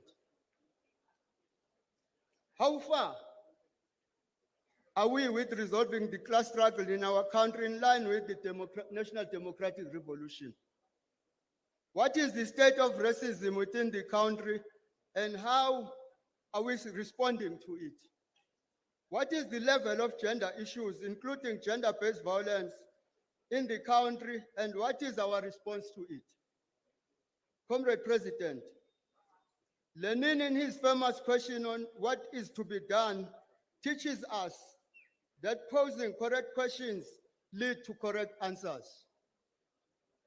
Therefore, the above question should lead to correct diagnosis of the problems at hand and provide correct answers. The correct answers will also help us to understand whether it is the right time for us to entertain disunity, or we should close ranks against all forms of wage drivers, who, in my view, seek to weaken the ability of the alliance to pursue the National Democratic Revolution. Anything or anyone who contributes to the disunity of the alliance is actually derailing the NDR and contributing to counter-revolution. Using this characterization of the problem and without questioning the conference resolution of our party, the SACP, as an important ally in this alliance, I do not think that we must not engage on whether material conditions at this juncture allows for us to contest elections separately. If we allow this to happen, what will be the perspective of society of the ideological standing of the alliance, the NDR? I'm pleading with all of us, particularly our alliance partner, SACP, that we perhaps allow space as allies to engage on this matter with the view to agree on compromises from all alliance partners. I therefore urge that we urgently convene the alliance summit to discuss and agree on the program and resolve our differences moving forward. We have a position on that. We are not going there to listen, we will engage. On the work of the ANC, both at organizational level and the government, this work is about service delivery, and it is very close to SANCO constituents. How we are assessed as SANCO by our constituents is highly dependent on the performance of the ANC-led government, especially delivery of service to the people. Therefore, the deteriorating socio-economic state of the country, which further exacerbates the triple challenges of poverty, unemployment, inequality, affect our work as SANCO severely, because we are on the ground to campaign for the ANC.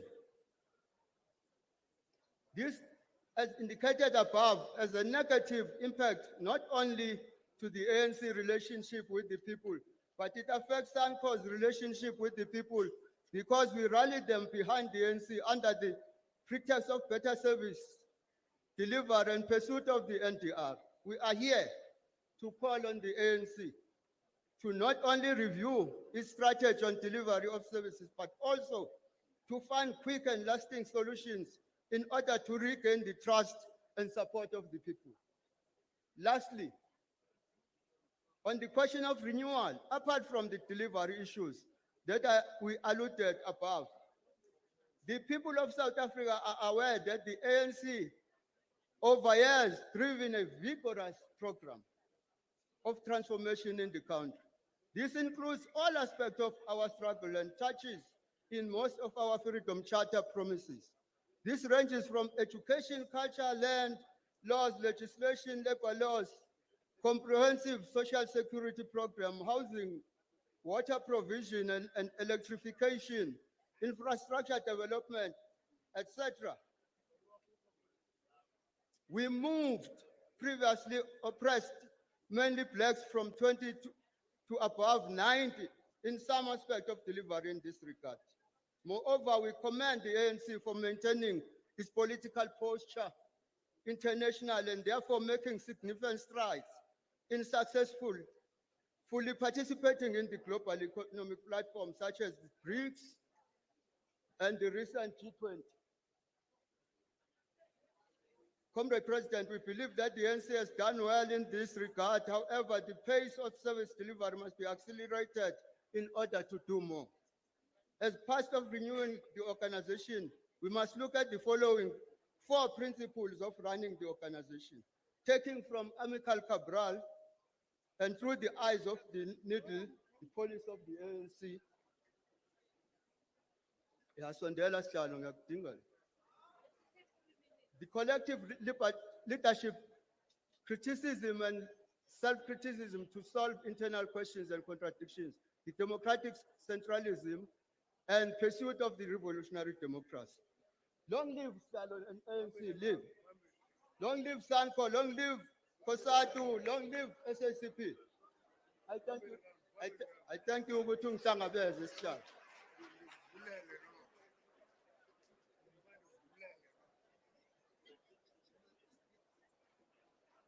Mandla, Mandla, long live the African National Congress, long live. Long live the South African Communist Party, long live. Long live COSATU, long live. Ngandu Silwa Mhlali, Ngandu Silwa. Malibongwe. Gama lamakhosikazi. Siyabulela mqwathi. Ndibulise kumongameli we-African National Congress. Allow me, Chair, to rise respectfully on the protocol that has already been observed. Ndiyacamagwisha, ndiyathokoza, ndibulisa kubantwana bethongo. Chair, please accept our revolutionary greetings from the Federation of Elijah Bahai, the Federation of Nana Abrams. We are indeed honored to be here and look forward to the robust engagements, concrete commitments, and most importantly, the practical actions emerging from this critical NGC. We must, as a federation, express our deep concern with the plight of our members, the staff of the African National Congress, who once again have not been paid on time, as this is their fundamental right. Comrade Chair, this cannot be tolerated. Workers must be paid without exception.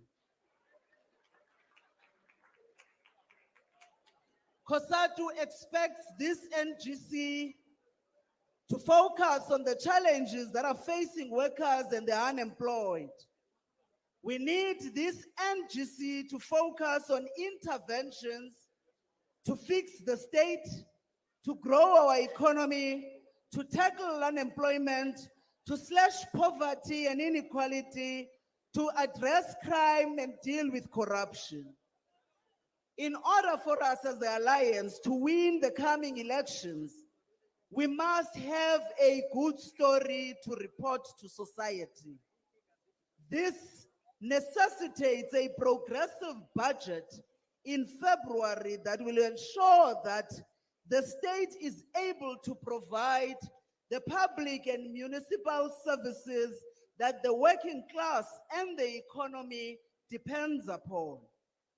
We must revive the bold commitments that have been made in the ANC-NEC January Lekgotla on a new mass industrial and small medium enterprises finance packaging. We must, as the President has alluded, ramp up the presidential employment stimulus to take the economy to the 3% that is needed. We must also be able to slash unemployment and provide a pathway to for the employment of 12 million people that are unemployed. We must also Chair, move from talk to action. Abantu abaji amazwi ethu. And so we need to fix dire state of local government, and we must be able to overhaul our anti-crime strategies. Law enforcement and the judiciary must be provided with the weapons to win this war. Nkwati, what the working class does not want to see are comrades that are focused on factional destruction. 2024 and the 40% the liberation movement received is our final wake-up call. We ignore the warning from the working class at our own peril. This NGC needs to focus on intensifying the renewal of the ANC and the unity of the alliance. And we must say, only a coherent and united alliance can emerge victorious in the most difficult local elections to date in 2026. It is therefore essential that the Alliance Political Council be urgently convened, and that we must be tasked to ensure that the alliance is united as we prepare for the local elections.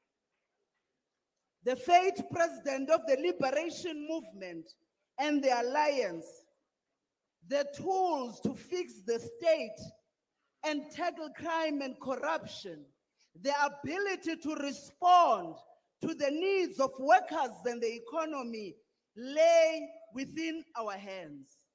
And so we want to say to the ANC, to the SSCP, to COSATU, to SANCO, the alliance is not a convenience. This alliance is a weapon, but a weapon that must be sharpened, a house that must be united. We must therefore resolve what divides us. We must strengthen what holds us together. We must win the local government elections, not for leaders, but for the working class. And so we are saying, it is up to us here collectively to rise to the occasion, to provide society the leadership it is so desperately seeks. And we dare not fail, because history will not forgive us when we do. And we want to say, as the Federation of Elijah Bahai, of Nana Abrahams, we will remain a tried and tested ally in this struggle. Thank you very much, Chair.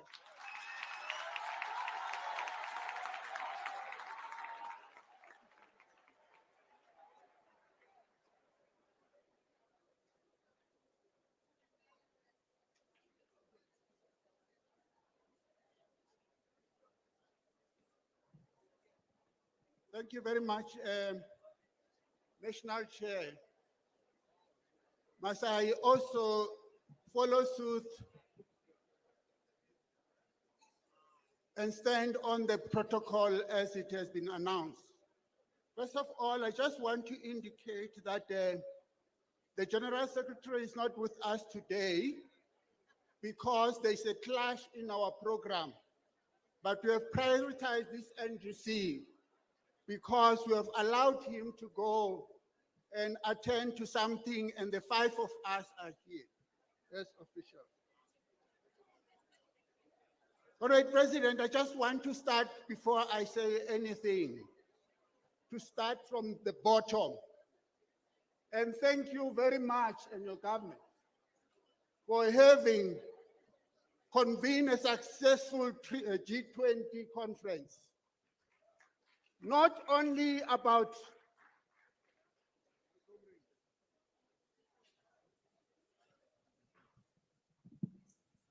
Comrades, there must be order. Listen to what Comrade Masuk is going to say. You are in the NGC of the ANC. This movement is not acceptable. Be orderly. Sorry, Masuk. Thank you very much, Chair. And Comrade President, we're saying that we want to thank you very much and applaud you with the government for the successful G20 that we have just convened. It's not only about the G20 in our case, it's the innovation that we have actually put in that process of influencing the agenda of the G20. That innovation to bring about the social summit was spot on, because it was not influencing the G20, it was also influencing how also as government and the alliance we should take into account the issues that the summit has actually raised. One of the issues, because I spent time with it, one of the issues that I think they've been raising as a case was that we should stop talking about critical minerals. We must talk about minerals, all of them, because the minerals are part of them and they belong to the people of South Africa. Secondly, President, the party want to applaud you for having represented the sovereignty of this country. We have protected our image and want to say thank you. Your stance in relation to what we stand for as a country was communicated directly to anyone, to everyone else. And Comrade President, the G20, and not just that act, has allowed us to be able to realize that US cannot dictate into the world. There are a number of alternatives that we can engage in terms of engaging our future. They don't have a hold in us. And for that reason, I want to thank you also for the initiative that you have actually taken to diversify your relationship with China, with all the other countries, with India, and all the other countries that you have been involved in. We're seeing you this week, we're in Mozambique. And we are saying, extend it to Cuba, extend it to Venezuela, extend it to Western Sahara.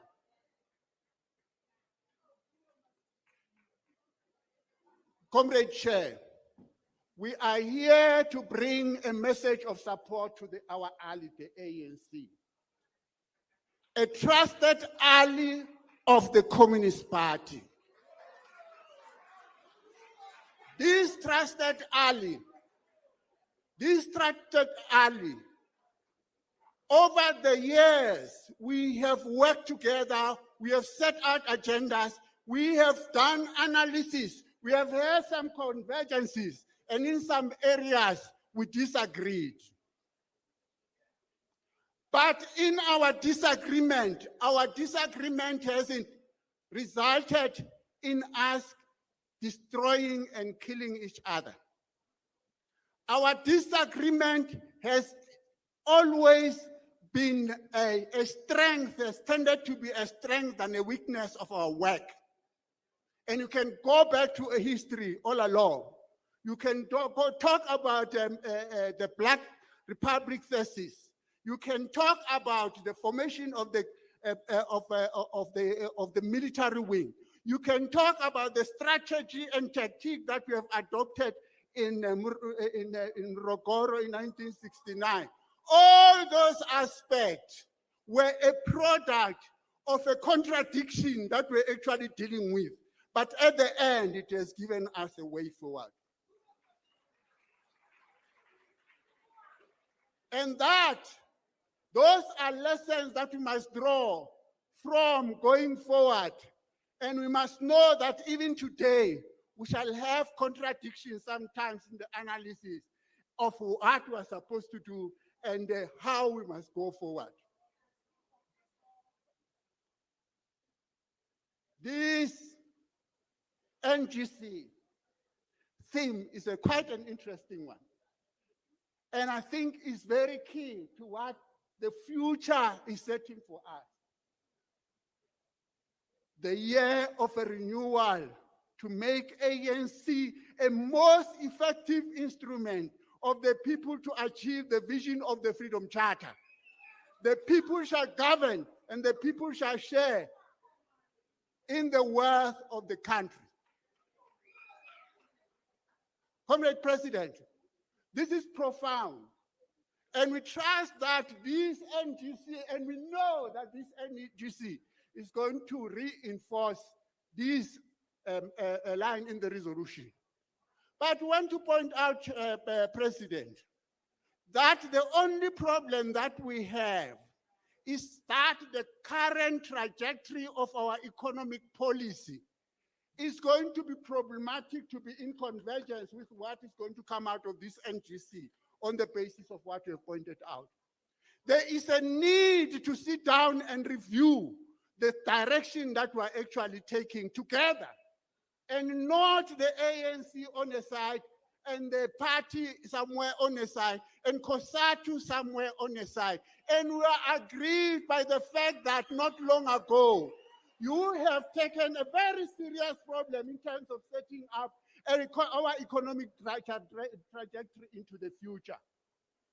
We are concerned, President, that we were not involved as a collective. And that agenda that you have actually said, the last part that I want to talk to, Comrade Chair, the Communist Party welcome and support the agenda of renewal of the ANC.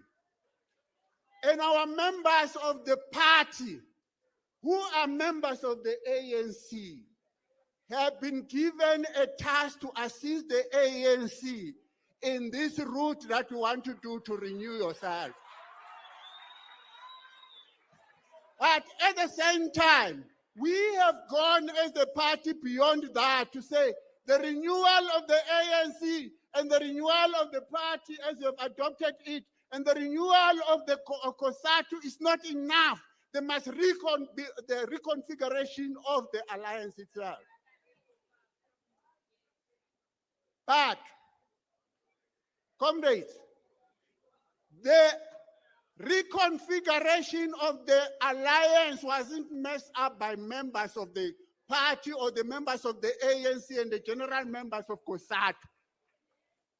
This discussion has been messed up by us as leadership, because when members went into various conferences and said, move forward, we want you to conclude the alliance, the reconfiguration of the alliance, we dilly-dallied until the Communist Party took a decision to say, we are going to contest elections. And the contestation of elections, comrade, it is important, this aspect that I want to speak to, comrade, will assist you, because this NGC is going to interrogate that. You have said initially here, the president said, and the president of COSATU said, we mustn't make our decision on the basis of emotions. We must listen to each other. We are saying, comrades, the decision to contest elections is not to contest the ANC.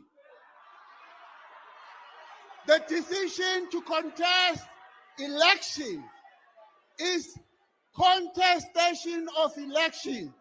And this matter, comrades, is a very critical matter because it has to do with the existential being of the party. Because if the party cannot introduce socialism as a path, its existence will mean nothing. So these elections are meant to do that. And as I close, Chair, our members will be on the ground assisting the ANC to strengthen itself as members of the ANC to win elections. But at the same time, they've got a task of building a socialist movement, and they will be driving that socialist movement to elections. Mandla!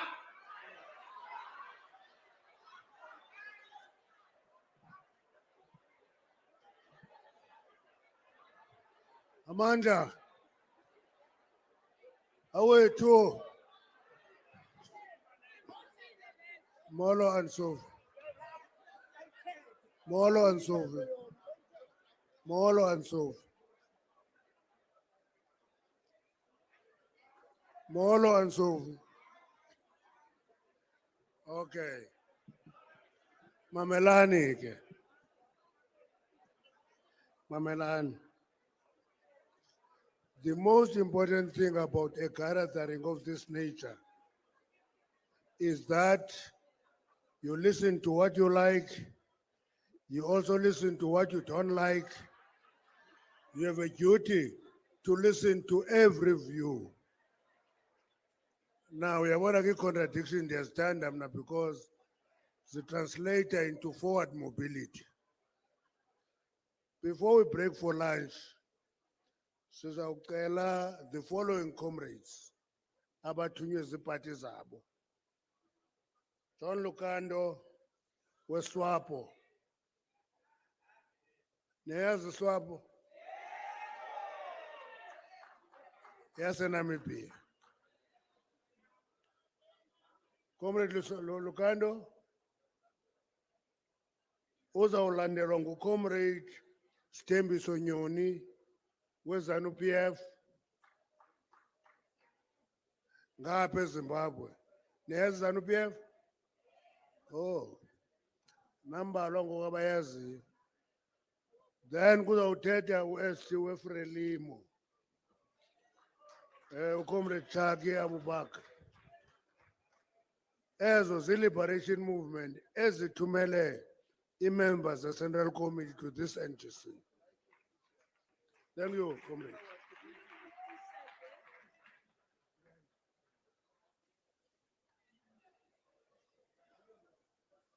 Thank you very much, Program Director and our National Chairperson of ANC, Comrade Ngwende Simpson Matashe. Samson, thank you for correction.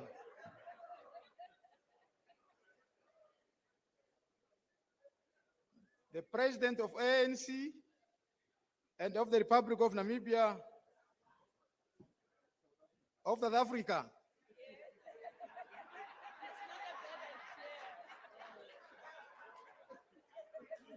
The President of ANC and President of the Republic of South Africa, Comrade Cyril Ramaphosa.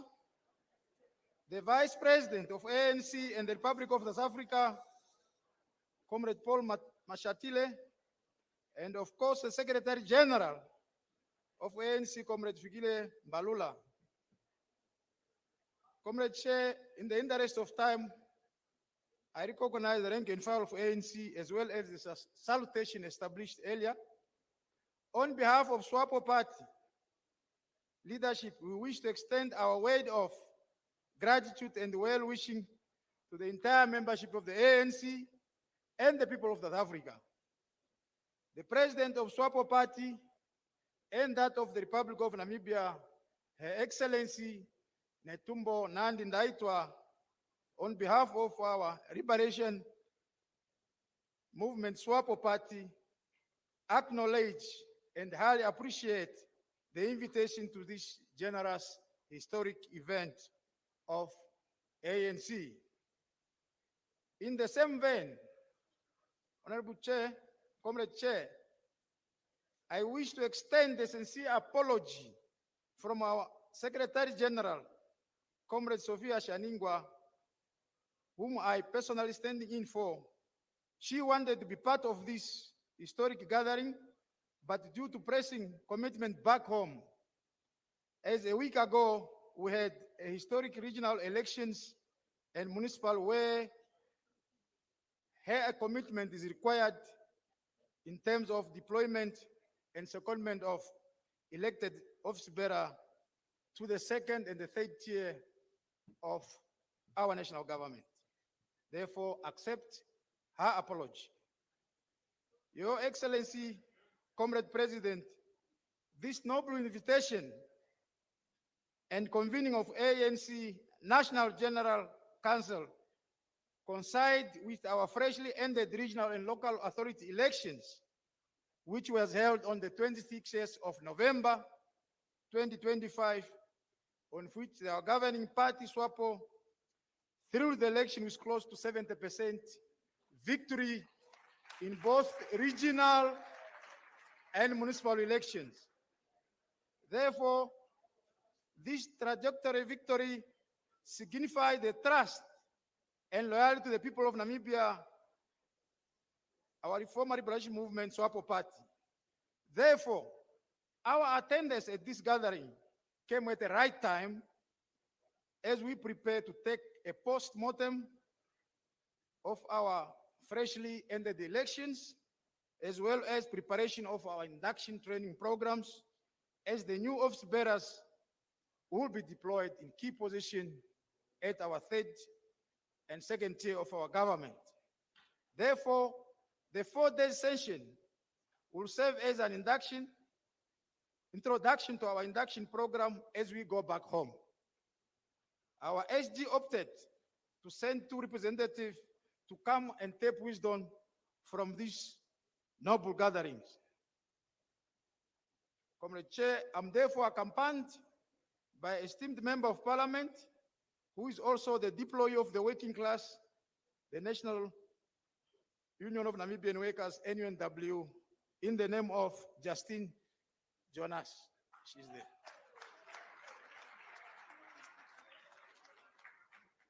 Comrade Chairperson, we view the hosting of this event as a true reflection of good governance and acting on the will of the people and the entire population of South Africa. This event, under the theme, the renewal to make ANC effective instrument of the people to achieve vision of the Freedom Charter, and people shall govern, and the people shall share the country's wealth, speaks a lot. To conclude, dear comrades, on behalf of Namibian people, our president wishes equally to extend the position of South Africa on hosting the G20, which ended up successfully with several declarations, and wish to confirm that Namibia as a country, we stand together with South Africa without fear or favor on both declaration. We equally also thank South Africa for hosting the just ended SADC-PA forum, which was also officiated by the Vice President, Comrade Paul Mashatile, in KZN, of which I was also part of. To conclude, we wish also to congratulate the ANC for its performance during the recent by-election that was held countrywide in South Africa. That shows the trust they have. We wish you the best of all as we move closer to the mass-based outcome and resolution of the 5th General Council of ANC that will provide new energies and result guidance with our organization and established structure. Aluta! Aluta! Maibuye! Thank you, Comrade Chairperson. Thank you. Zanubia, it's your turn now. You win in. She's Pisa Gabalong.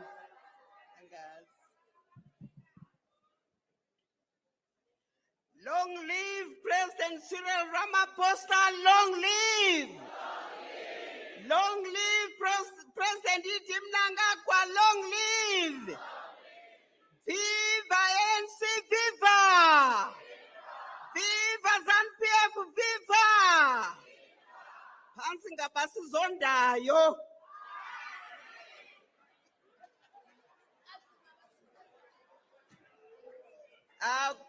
Comrade Matamela Cyril Ramaphosa, the president of the ANC, kindly allow me to write on the protocols already established. Your Excellency, President Ramaphosa, I come to you carrying special revolutionary greetings from your brother, your comrade in arms, and your lifelong ally, His Excellency, the President of the Republic of Zimbabwe, and the First Secretary of ZANU-PF, Comrade Itim Nangagwa, Utinijani. I convey greetings from ZANU-PF to the ANC and the people of and from the people of Zimbabwe to the people of South Africa, declaring that we are one people bound by a history that spans centuries and decades and sacred blood of our people.